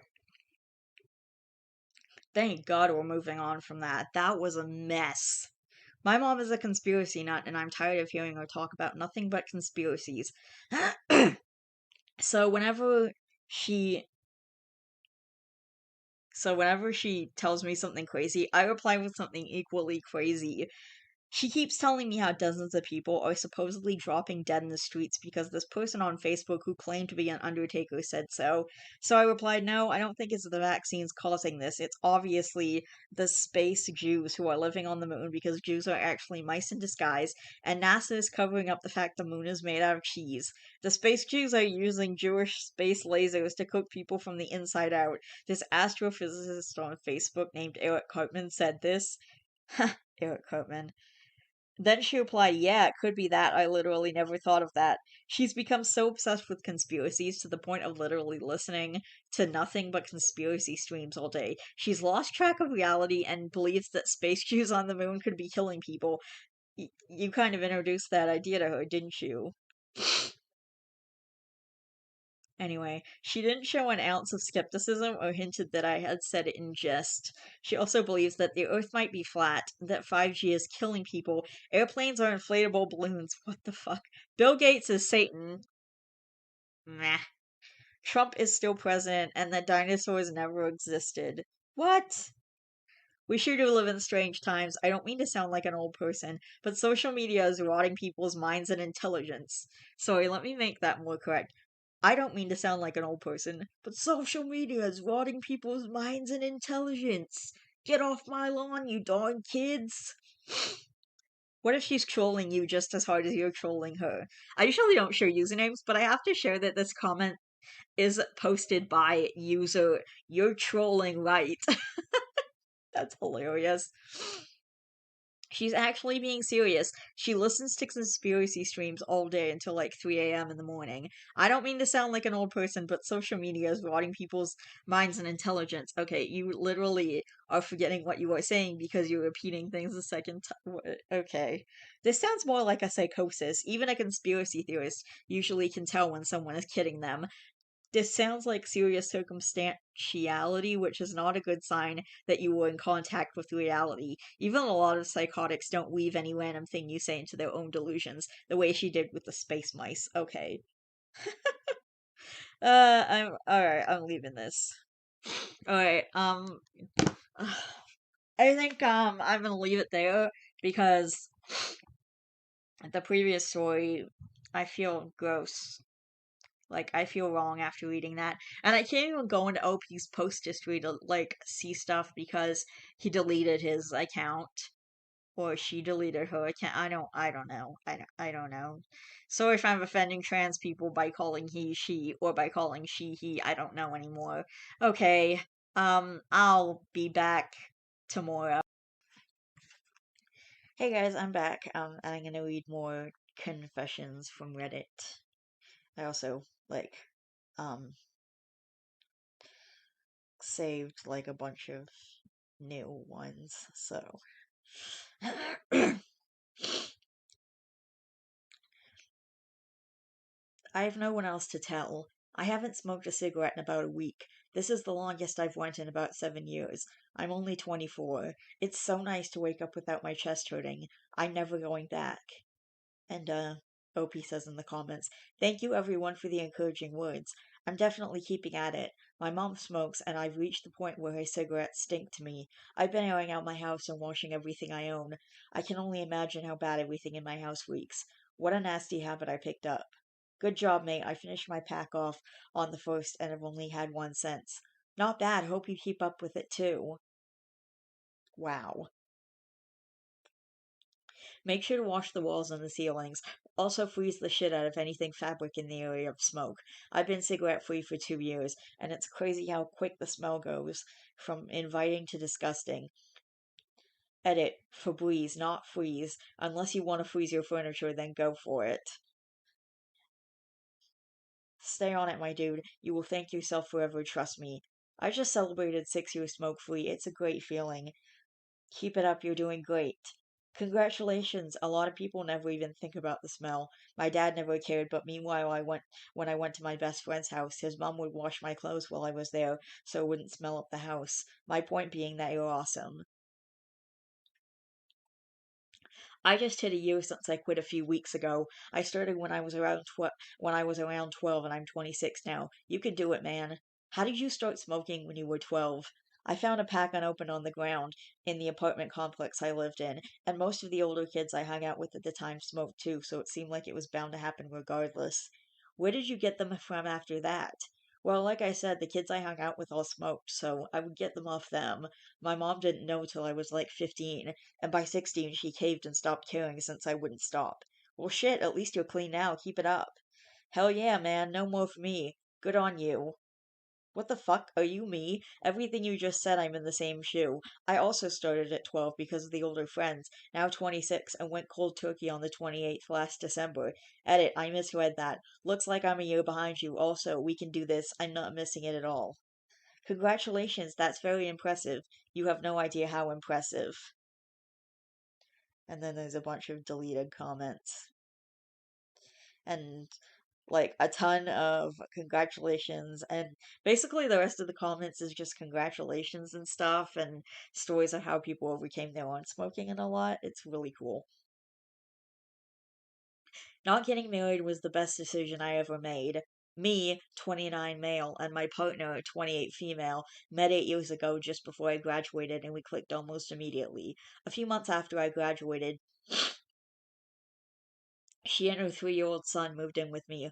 Right after graduating, I started making low six figures, working for a large bank, and then went on to do my own thing, having a very lucrative career. My income was more than enough to support the three of us, so I was comfortable letting her stay home, work on her hobbies, and volunteering. I thought our relationship was going well. She's been pressing me to get married for the last 4 years, but the time never seemed right because I wanted to get my own business off of the ground first, and she seemed comfortable with that. Last week, she asked me what I thought about open relationships and whether we could open ours. I know why she asked. I spend a lot of time traveling for work, and she probably wants some action on the side while I'm away working. Hell, she might even already have something on the side. I knew right then we were done, but I needed to find out how screwed I was before pulling the trigger. I set up a meet with a lawyer my friend knew, and I have to admit I was scared. I've heard stories of how men were raked over the coals in divorces all the time, so I walked into the lawyer's office, expecting to lose 50% of everything and more. At first things looked bleak, but then he asked how long we had been married. When I told him that we weren't married, he called me the luckiest motherfucker to ever walk into his office. Common law marriage doesn't exist here, which means that when we split up, she gets precisely nothing. Zero. Zip. Nada. I'm trying to find I'm trying to figure out the best time to tell her we're done, but that's all I have to say. Not getting married was the smartest decision I've ever made. Just make sure you give her enough time legally to leave. The little one the little one didn't do anything, so don't make him suffer because she sucks. Good luck, OP. Edit tag, thank you for the awards. Wait, did I miss something? Why does she suck? I think a lot of assumptions about mom's intentions were made. Well, if she wants an open relationship, she probably sucks a lot. Oh, I get it. Okay. Yeah, indeed. She just asks for marriage, and when that wasn't in the picture, she asked for an open relationship. I think she assumed OP was already doing it while traveling so much. He let his working career go over his relationship. I guess he also didn't actively support her going to work. Seems like his work had to go first. And because of how he states that she was volunteering and hobbying instead of being a stay at home mom with an equal contribution to their relationship and such. No respect. I can understand a woman who has to stay put and wait for him to return from work, but for him to be ready for a marriage for years, that she needs a change and that she lacks emotional support. Every sentence of OP lacks any kind of respect or regard for her. I think she has dodged a huge bullet if OP's only contribution to the relationship was his money, not his respect, time, attention, or love. Yees, he wants to put her on the street with a kid and no money just because she asks something, and he's blaming her immediately of already doing it. That's very suspicious. No, I don't read any other blame to her than her trying to change the status quo. Agreed. What sort of garbage person takes pleasure in assuming infidelity of someone who's patiently waited years for the next step in their relationship? And he intentionally set her up to not be financially self sufficient, just to gleefully yank the rug from beneath her. Gross. Folks, when you're in a relationship with income disparity, always have a financial plan of escape. Always keep a savings that will put a roof over your head and keep you fed until you can get a job. Don't trust promises. Don't expect the best of your partner. Be smart. It's not it's not just her, they both dodged the bullet of each other. Not saying they're bad people, they are just not on the same page. They just wanted company. Honestly, it sounds like they communicated their feelings accurately and made a temporary relationship work. It kind of rubbed me the wrong way about the whole lawyer part. Something about it makes me feel like she was some sort of trophy wife. There's just a lot of missing information. They'll both be happy in the end if the girlfriend can take care of her kid afterwards.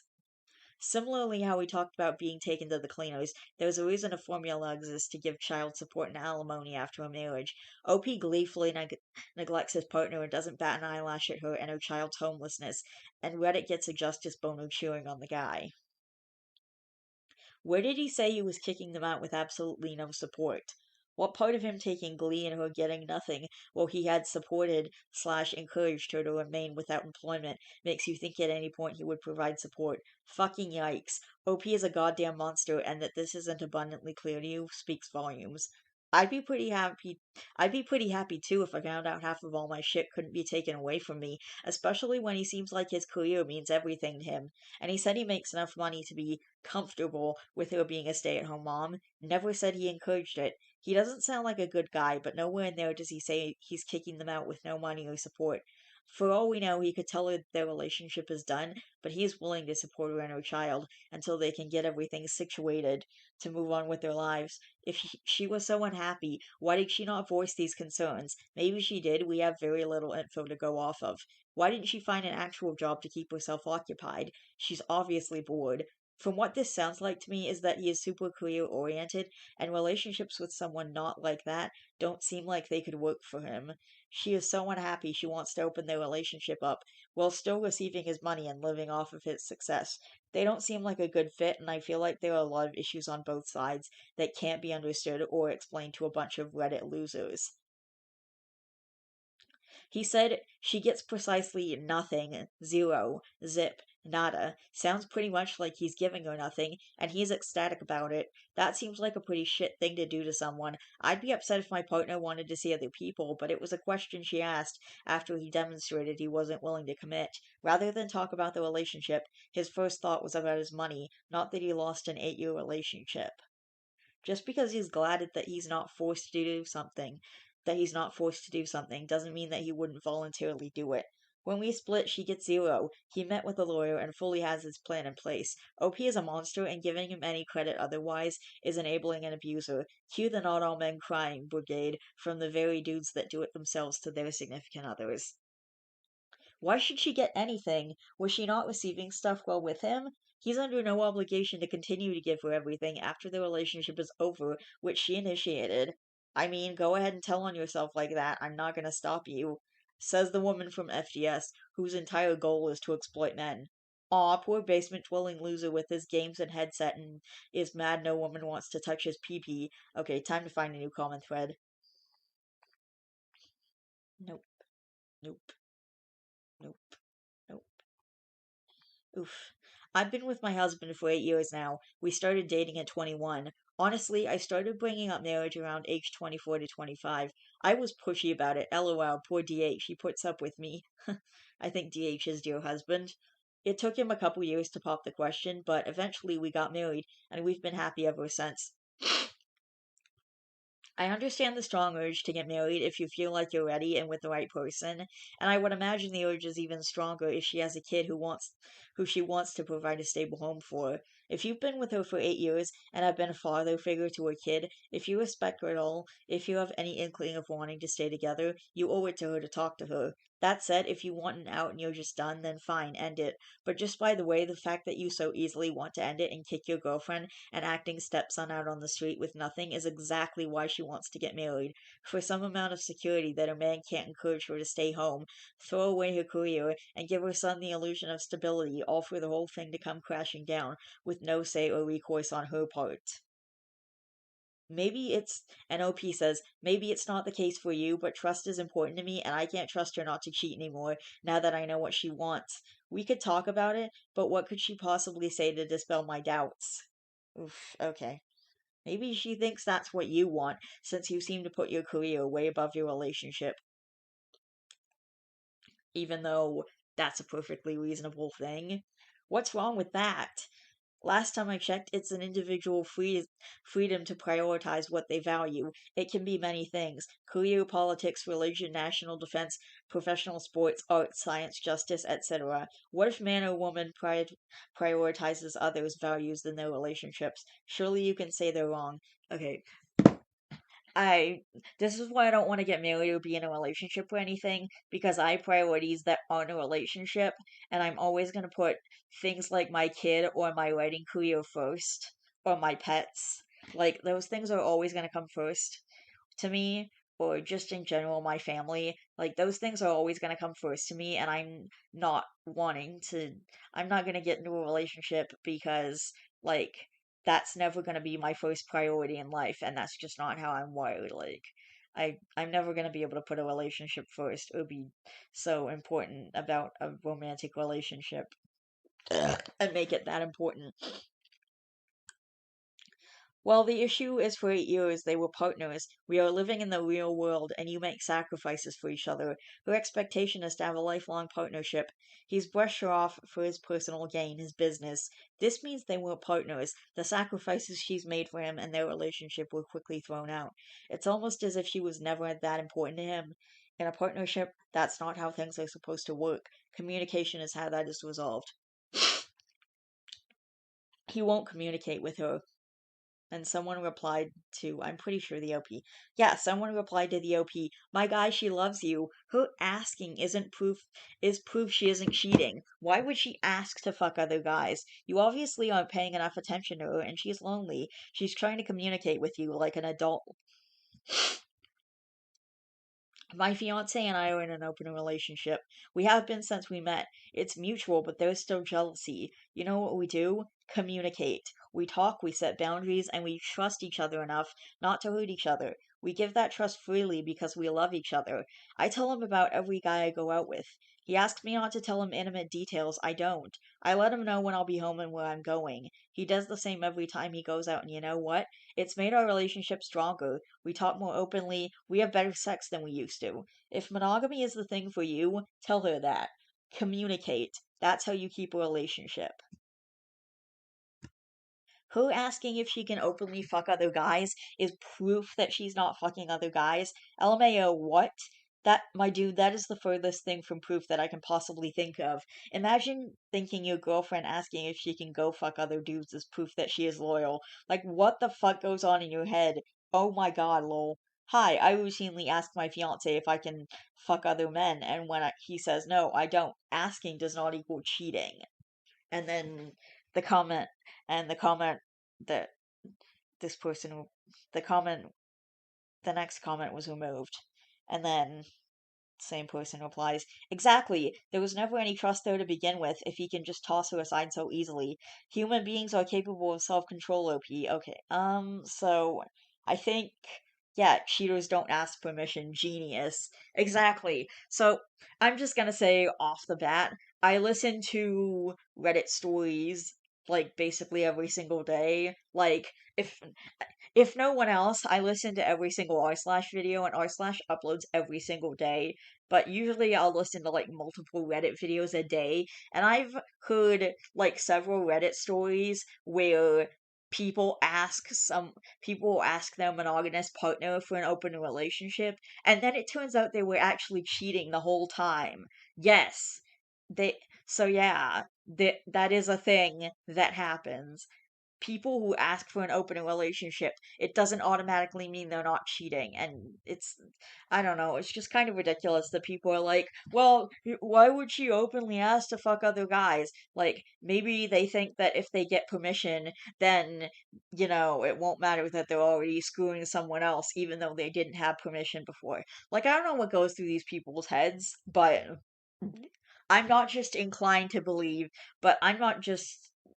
But I don't know, maybe I'm just jaded from listening to so many Reddit videos, but I kind of feel like maybe she's cheating on OP already. I'm not 100% sure, but I'm not just gonna think that she's completely innocent of anything. I don't know. But either way, it sounds like their relationship goals don't line up with each other. So I think we should. Anyway, mm,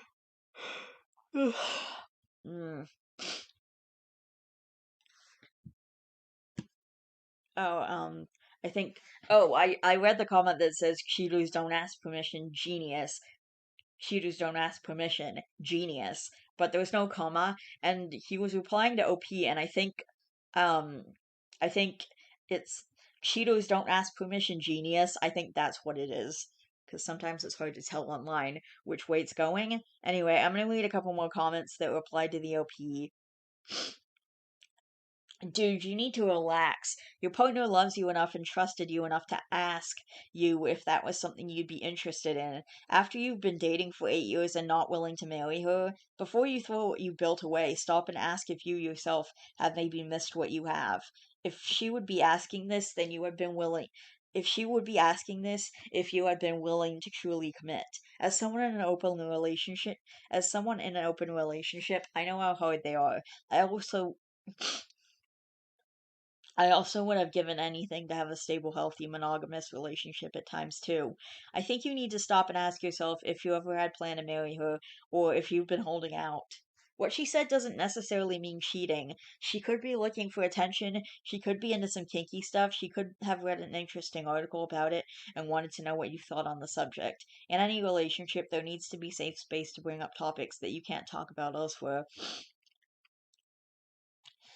If you were at the point that you were going to propose after the pandemic, I would assume your relationship is at a point where you should be able to talk about it. Just running from your problems and projecting meaning onto her question without actually talking to her about it is an immature way to handle this. If you felt ready enough to propose and be a husband and a stepfather, you need to do the right thing, and not the easy thing. The easy thing is running and leaving. The hard thing is sitting down with your girlfriend and talking it out. It'll be hard, but if you get through it and address your underlying issues, your relationship will be stronger for it. I've been in those situations, and it's possible to come out the other side for the better. Your mistake was seeking validation on Reddit. Just do it. You can easily meet someone else. What could she possibly say to dispel my doubts? One easy way to find out is to discuss it with her, rather than vent to strangers on Reddit. She can tell you how she feels, why she suggested that, and from there you both work out a way to make this relationship work. Or not, but nobody here has the answer, only she does. If you don't discuss it with her, you'll never know. Alright.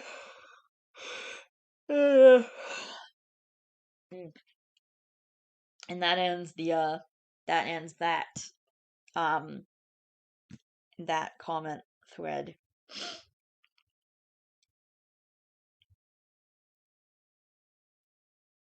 Hang on. Sorry.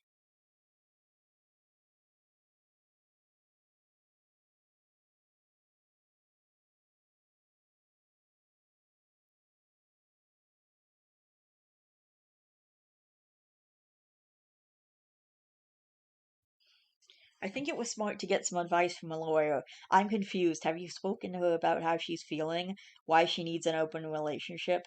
It seems like she's just been sitting around waiting for you to give a fuck.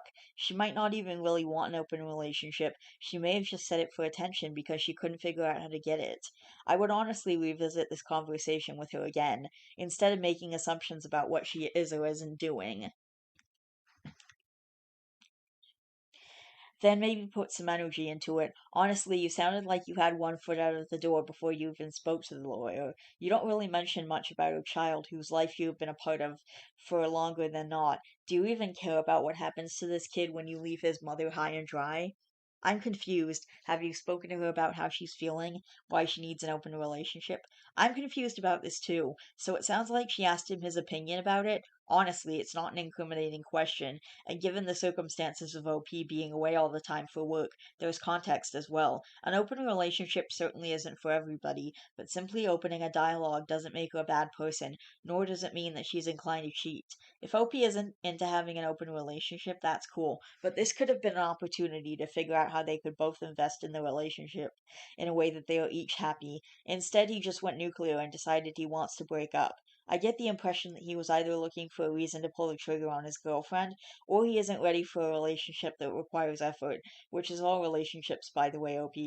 Not getting married is also the best thing he did for her as well. Nobody wants a flaky life partner. Why spend the time communicating and working on a relationship when you can just abandon an 8-year relationship the first time someone says something that you didn't like and screw them over financially? My guess is that now that he's flush with dough, he believes he can upgrade to a shiny new model without an 11-year-old child, and this gives him the opportunity to do so without looking like a scumbag. I'd say bullet dodge. Oh my god, okay, I don't know. Yeah, someone replied to that, "Yo, I make over 6 figures, my own business, I've done well for myself, etc." The post was mostly about his money, so I also think it's more than just her bringing up a topic.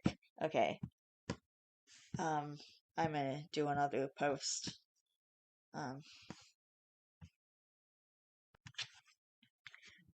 Hey friends.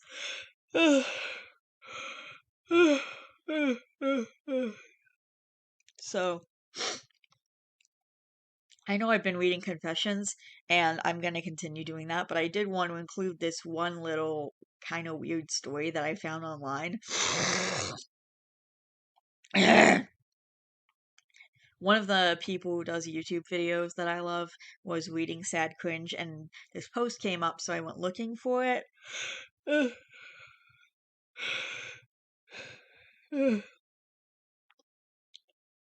And it originally came from r/ off my chest, and I just wanted to include it because it's really weird, and I kind of hope it's fake, but I'm not sure because the internet is weird. So, anyway, I'm jealous of my wife's relationship with our rabbit. 4 months ago, my wife and I decided to get a rabbit. He's a big black lop called Theodore. Things were fine at first, and I did like him. There were no issues, but as time has elapsed, I've tentatively been observing a certain dynamic that this rabbit has brought into our household. Whenever I come home from work, my wife is with Theodore. When I wake up, my wife is with Theodore. She spends at least an hour with this bunny every day. She does everything for him. This isn't just a normal friendship thing, and I'll just admit it, I'm fucking jealous. I guess she sees something in Theodore. Oh, and the rabbit is male, so yeah, that does make it worse. What even is happening? I don't care if it sounds stupid. I would never say this to anyone in real life, but this is how I feel. I haven't broached the topic to her. I'm just quietly stewing over this. I should never got that rabbit because he seems like he's literally stealing my own wife away from me. Yes, I'm aware they probably aren't doing anything sexual, but the precedent just annoys me and makes me feel insecure. Oh my god. What the hell did I just read? Yeah, it was pretty bad and weird. It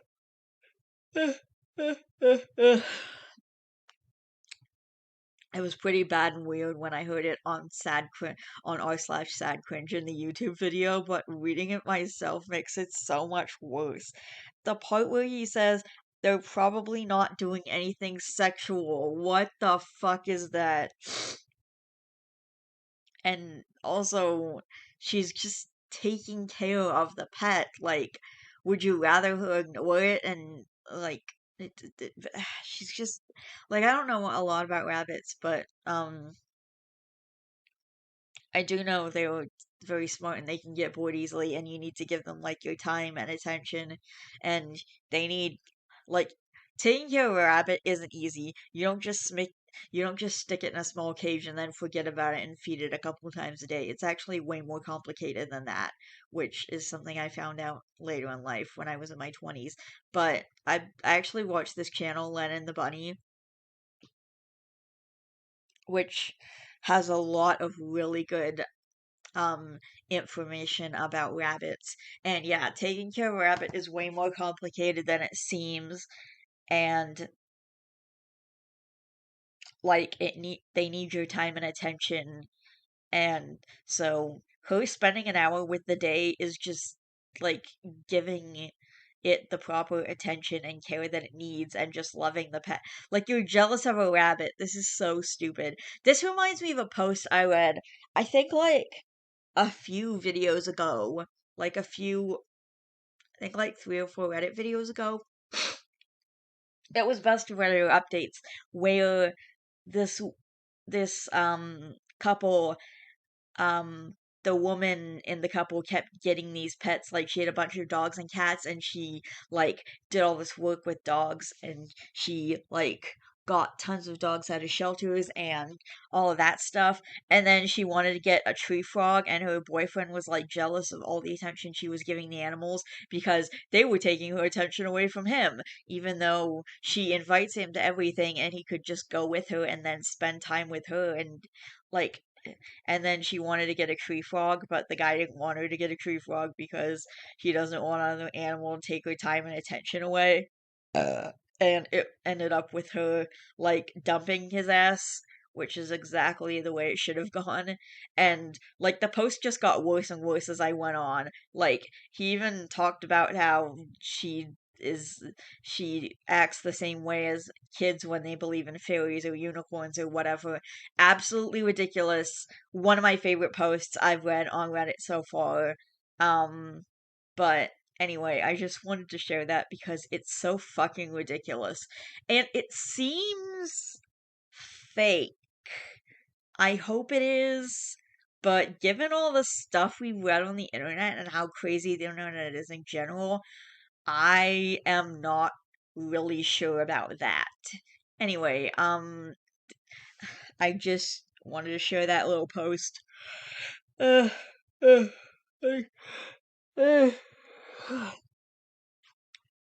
I just wanted to share that little post.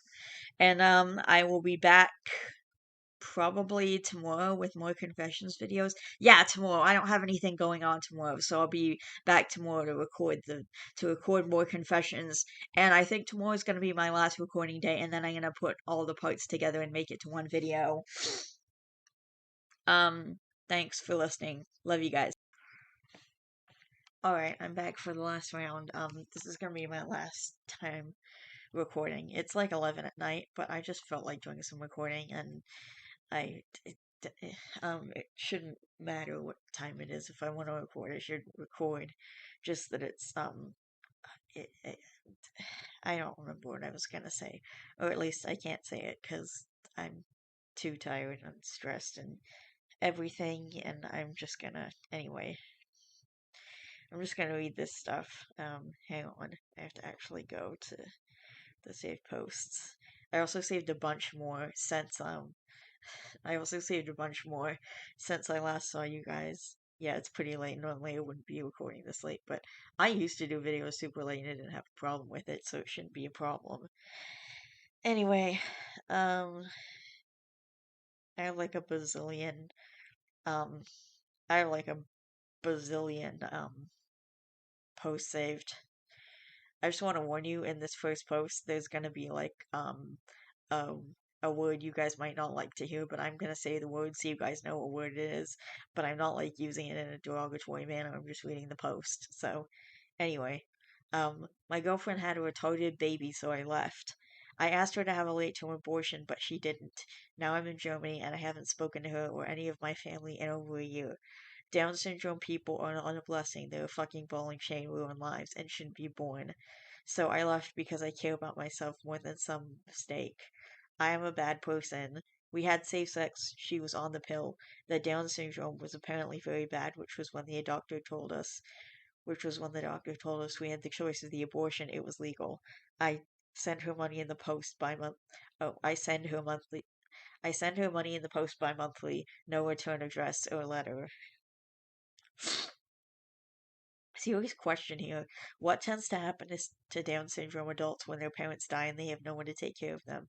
Been wondering this for a while. They go into politics. I'm sorry. And there's a And there goes another piece of my soul, shattered and tossed to the wayside for laughing hysterically at something awful. Did you just turn your mouse into a Horcrux? Hang on. Alright, this one is pretty bad, or at least it sounds pretty bad from the fucking title. I wish my 13-year-old son would follow through on his suicide threats. Unless he's like a serial killer or something, that's messed up, but let's keep going. The username is even Terrible Mother 1234. I shouldn't have said that. Well, it's in there now, so. I'm sitting in a coffee shop near our house after having gone through another stupid, ridiculous, disheartening interaction with my 13-year-old son.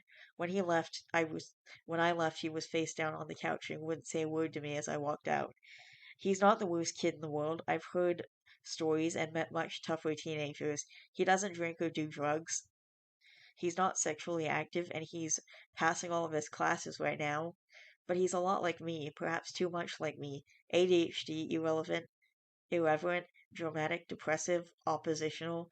I've often regretted getting married. I've often regretted getting married and having kids simply because it's kept me from committing suicide myself. I'm not here out of a sense of self preservation, but rather so I don't hurt those around me.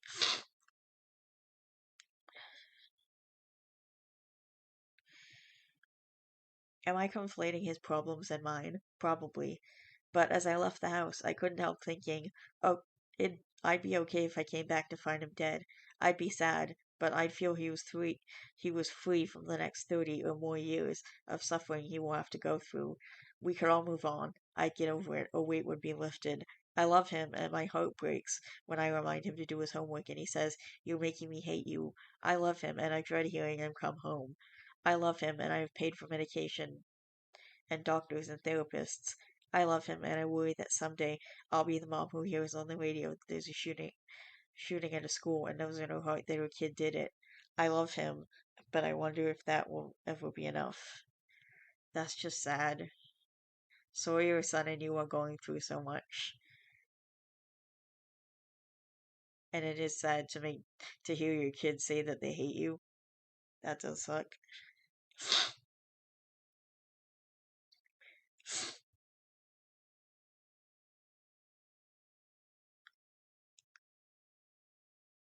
Just it just pushes me the wrong way because I have an almost 13-year-old son, so it's really crazy and it's really just like makes me sad. I love him and I have paid for medication and doctors and therapists. Just to make sure, you're paying for medication and doctors and therapists for each of you, right? It deserves attention that both of you express feeling suicidal. That's serious. Yeah, she should get help for herself too. If you concede that his life will be the same as yours was slash is, you will act and think in ways that will make that the case. Instead, try making his life into what you want it to be. He will respond in kind. He's just a kid. His life's path hasn't even been engraved in stone. Yeah, I agree with that. Just try to be a good parent and like they he can have a better life than you. Don't make it a self-fulfilling prophecy. Listen, there are many things in life that happen to us that take our sense of control and freedom away, but it's not his fault you feel like this towards him, and it's not his fault you had a child. Most people can cope and can change their goals in life to include the success of those that they love. And if you love him, you need to do that. But make no mistake, you're the one with the problem, not him. You need therapy, possibly medication, and a whole lot of self reflection in order to work past seeing your son as a burden on your life. He's oppositional because he isn't getting validation from you. He looks to you to help guide him, to teach him how to be a strong person, but you have tried to medicate his personality into something less burdensome, and he's fighting you for control of his life. He's also 13. Being oppositional, depressive, confused is normal for a teenager. It's part of growing up, and you need to guide him away from the pitfalls in life and foster a strong self identity instead of treating him like he has problems. You're projecting your degrading mental state on him, and it's changing him into the burden you see him as instead of the person he is. If he fails in life, it will be because you did not give him the tools to succeed. If he kills himself, it will be because you did not give him the self worth and sense of purpose that he needs to carry himself through the emotional turmoil of adolescence. The first step is admitting that The first step is admitting that you are the problem, not him. Get yourself help first so that you can be proud of your son and he can have the loving parent he deserves. This needs to be the top comment because everything in it is absolutely 100% correct. I highly doubt you would be fine if he actually carried out his threats. I have a 13-year-old going through a lot of the same shit. She is failing in school because she is depressed, has few friends, just came out as lesbian, and is taking Prozac. Fun times. But this does not define her. This is not who she is. This is just what she's going through. I don't know how things will look when she's an adult. That part isn't written yet, and it's up to her to create it. If I don't support her and love her and encourage her to make a good life, then who will? This is your child, but he is not you. Don't act like you know what his future will look like, because you don't. Help him. I have 13 years invested in my kid, and I'm not giving up. She is my responsibility, and I take that seriously. I know it can suck, but you have to keep going. Get him help. He needs you.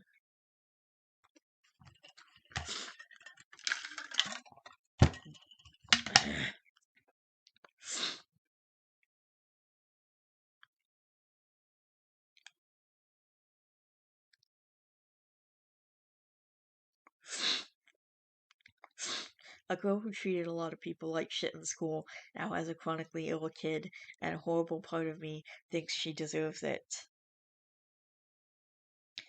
A girl who picked on me and lots of other people in school from when we were 7-ish until we were teenagers tried to add me on Facebook recently, and in the process of checking out her profile, I saw that she now has a chronically sick child and spends a lot of time sleeping at the hospital and fundraising, etc.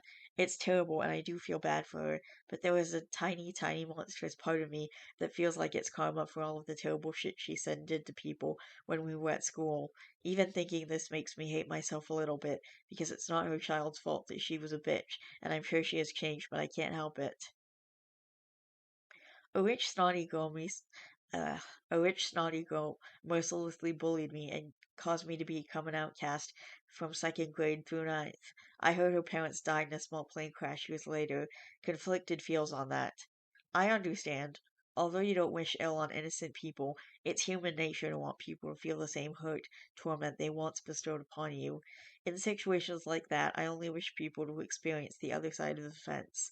Let them feel the sadness they inflicted upon you. Is it karma? Or can you classify it as karma? Hard to say. In my opinion, I just want people like that to feel exactly how they made you feel. No more, no less. That being said, I do not advocate the suffering of innocence. Maybe people feel good because they got revenge by not doing anything themselves. Nobody did anything. It just happened. It just happened randomly, like the bully started randomly without any real reason. It's the feeling that life is unfair to any one of us, no matter how rich. Life granted you revenge.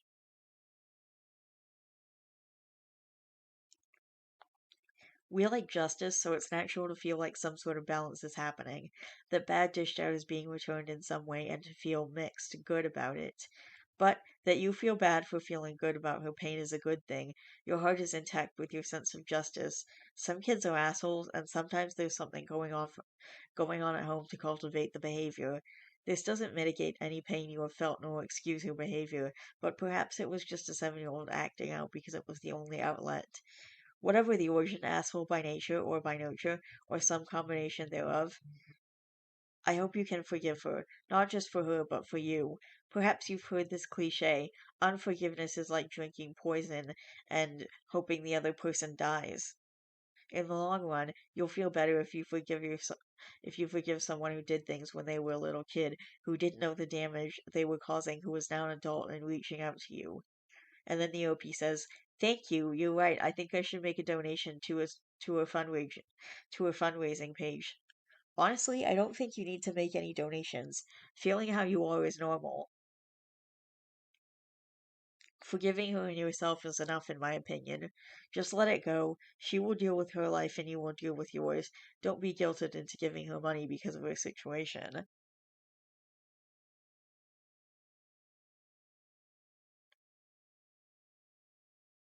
Alright, I think we're gonna do one more, and it's really intense. So I'm just gonna warn you guys now. This is the last post, so if you don't want to hear about child trauma and familial abuse and suicide, possible suicide and stuff, um and like the sick and like a sick kid, then you can just like click off the video. You can just stop the video here because there's nothing else after this. This is the last post, so I'm putting my extremely profoundly disabled 7-year-old son into a residential facility so I can forget he exists. I'm not sorry. I can't tell anyone this, even my therapist. Lambast me if you want, and maybe I even deserve it. I only ask what you would do if you were in my situation, not what you think people should do, what you would really do. I'm a single mom of 2 boys, 12 and 7. My husband passed away 3 years ago in a work accident. A very large portion of me believes it was a suicide. I can't see him ever making the mistake he made that caused his death, and he had taken an action just before that, which ensured his coworkers weren't in the same room. I fully believe he killed himself because of our younger son, and no one will ever change my mind. We were told when I was pregnant that he would have Down syndrome. We could handle that, even if it was severe. It turned out he has a chromosome deletion. His disorder is kind of rare, so I won't post which specific one, but suffice to say he'll never be anything more than he is now, or ever has been. And what he is nothing. He doesn't appear to have any awareness, and he never has. His eyes are locked in one position. He doesn't respond to noise, touch, or pain. He is total care. He is capable of nothing. He is tube fed and on oxygen. He is in diapers and will be forever. He makes no sounds, no attempts to communicate. He never even really cried as a baby. He has never made an attempt to interact with anyone or his environment. I'm not upset because I got a special needs, imperfect child. I feel the way I feel because this thing takes up 200% of my time and does nothing. I didn't get an imperfect child. I didn't get a child. I don't love him. Doesn't have any I don't love him. He doesn't have any personality, so there is nothing to love, and yet I'm responsible for him. In addition to it, in addition to his extreme delays, he God damn. In addition to his extreme delays, he's also medically fragile. Respiratory crises, fecal impactions, his autonomic nervous system doesn't function properly, issues with his G tube, infections, pressure sores, no matter what we put him on or how we position him. Our older son has suffered because his non existent brother has colored everything in his life. He's had medical care get delayed because there's only one of me, and his brother is more critical. We do have a visiting home nurse, but only 20 hours a week, and we aren't eligible for more. I was starting law school. I gave up my dreams and my plan for my children for this potato. I gave up my dreams and my plan for my children for this potato. My older son can't do a lot of things he wants to do because of the younger son's need for care and appointments. The final straw was when I heard a sound. I went into the younger son's room to check, thinking he had forgotten how to breathe again, when I saw older son hitting him and screaming, "You're why I don't have a mother. You're why I don't have a father. You're why I can't have friends over. You're why I can't be in sports. I didn't ask for you and I hope you die." Instead of being horrified, I just watched, and younger son just did not react. No signs of pain or fear or upset, no reaction at all. He breathes, but he is not alive. He doesn't know who I am. He doesn't know who older son is. He has no sense of self, life experience, or awareness of his surroundings. He doesn't need to be in my home. He doesn't know or care where he is. He is genetically my son, but he is not family. My previously abused, brain damaged, brain damaged cat who can't walk straight has more personality and is far more lovable than my child. Child is in quotation marks.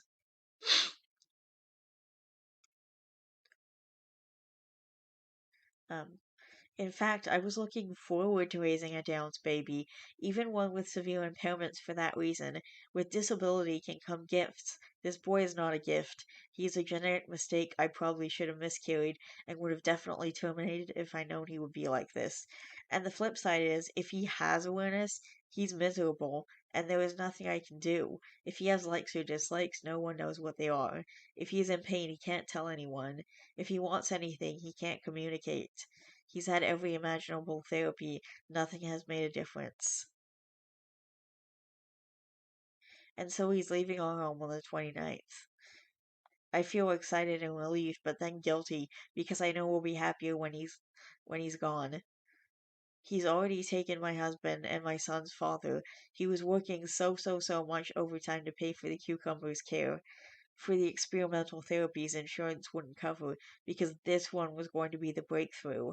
He was tired and defeated and disappointed. He sought counseling as well, but I don't think he could ever say the words, I don't want my son in my home, either. He's ruined my older son. I was so wrapped up on the younger, I never realized how ignored and damaged he was.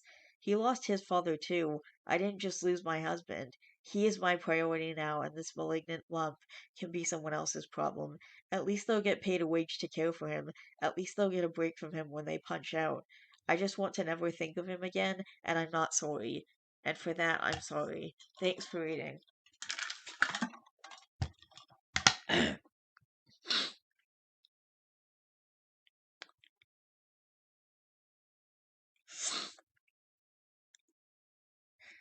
Edit. Thanks, user, for calling me a liar. Are you a medical doctor? If your Google FU was any good, you would have stumbled on 3P mosaic deletion duplication syndrome. That is the disorder my son has. I basically identified myself by posting that, but hey, it's better than the PMs telling me to kill myself. If you look at the features of 3P deletion syndromes, they look like Downs. My insurance wouldn't cover AFP testing, which would have told us it wasn't Downs, and I didn't think we needed it. I had a regular ultrasound and a 3D. Both doctors were 99% sure it was Downs. This post was This post was absolutely not fiction. Instead, the mods, and especially one user, just decided it was. If anyone would like, I'll dox myself. You can see my ID to verify my name, my marriage license, and my husband's death certificate. I will then link you to the news article of the freak industrial accident that ended his life so you can see it's the same person. As for not choosing hospice for my son, I can't. About a year ago, I myself was hospitalized with severe depression and PTSD and CPTSD. There is proof of that too. During that time, my late husband's mother petitioned to get control as my son's medical proxy and got it.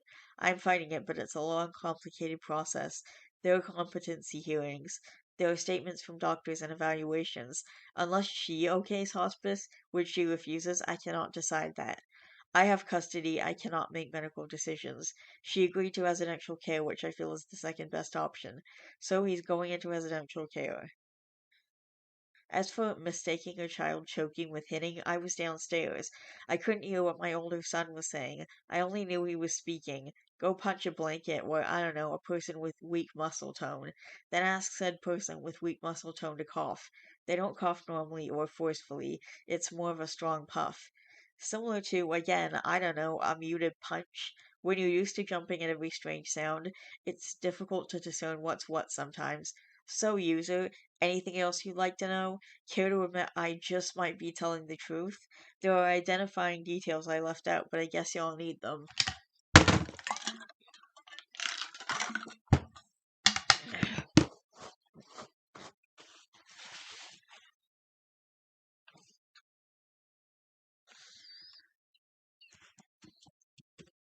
Sorry guys, I just have to wipe up.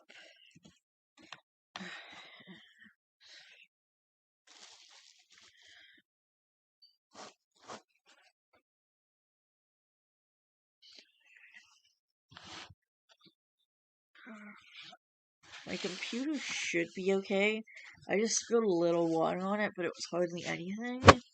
So I'm just like cleaning up a bit in case the water decides to seep into the keyboard, which hopefully it won't. Hopefully my computer isn't fucked. Either way, I accidentally spilled a little water, but okay. I feel like it should be okay, but even if I need new computer, the thing is I can get one because Passport is still covering electronics up to like $3,000. So if I end up needing a new computer, which I don't think I will, I can just like um go to the store and get one and Passport will take care of it. But in that case, I just thought that I wanted to tell you guys in case my computer does just die and then I'm done. Uh, alright. I was on a different story. Hang on. I was meant to read the comments. It looks like it's gonna be fine, so there shouldn't be a problem because it was only a little bit. Hopefully. I worked 10 years in a facility for individuals with special needs, some being profound. All situations are different, and I saw with my own eyes families that were simply better because of our facility. No shame for you. None. Zero. One of the many reasons why I'm scared to have kids, I respect your honesty, and I hope you have peace of mind. And this is why abortion should always be an option. I work at a state institution. 75 years ago, the doctors would have taken the baby at birth and placed it in a residential hospital and told you to forget about it and move on. In your case, it would have been the right thing to do. Forgive yourself. Refocus on your son, who you can have a future with. I know that that mentality was wrong for 99% of the babies and children we got in the 1930s to 1950s, but not in this case. This case is exactly why state institutions need to exist. There has to be a place for people like this. I'm sorry you have carried the burden for so long. You can heal from this. Good luck. Honestly, why are you going to extreme measures to preserve his life? Without all the machines and artificial inventions, he wouldn't have life. He deserves comfort care and end of life care. He is terminally ill. This is unnecessary. Send his soul onto a happier place. I work with profoundly disabled children every day, so I probably understand better than most. Unfortunately, in the vast majority of cases, miraculous treatment for brain disease doesn't exist, especially if there was nothing there in the first place. Most times, the best you can hope for is to slow the progression of damage. I'm sorry for what your family has been through, and I wish the best of luck. I wish the best for you. Exactly, a chromosome deletion this rare is not going to improve. Now, this is going to sound fucked up, but that kid and kids know people like him don't need to be alive. They should be allowed to just peacefully pass away like they would have done in nature. No natural argument is a great isn't a great argument as our nature is savage and barbaric, but so is having what amounts to nothing more than a bag of flesh that has no hopes of being anything more to consume someone's life. Hell, keeping someone who is that catatonic or similarly catatonic only so we can feel better about ourselves when they endure such a pitiful existence is kind of barbaric.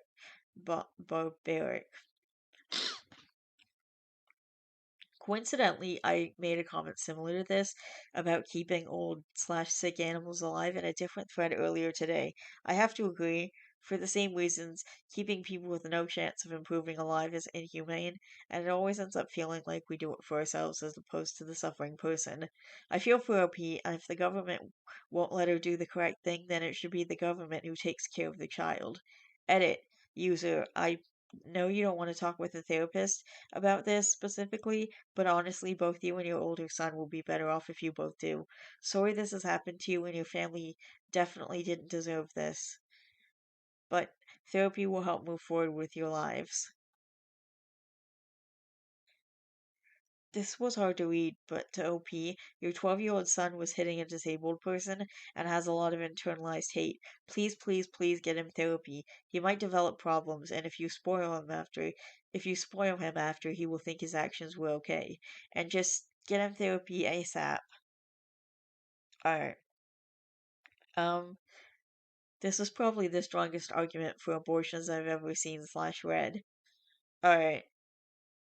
Um, alright, I'm done. I think that's gonna be it for now. And I just wanted to take a second to say that I'm probably only gonna be putting up a couple more videos before the end of the year, or maybe not at all. Um, but I'm kind of focused on my recovery right now, and I started eating healthier and stuff. So, um, I am kind of focusing on my life right now and my stuff and taking care of my balance. So, if I want to put out a video, then I'll put out a video, but just don't expect it to be as often. I know, like, the videos have kind of dropped off recently, and that's because of all my balance issues and things have been getting a lot worse. And now I'm in physio and stuff, and like the therapist and I are having discussions about it, and um she gave me some exercises to do at home. She's really nice, and so I'm really hoping that this works because she says she knows it'll work. So I'm really hopeful that it does.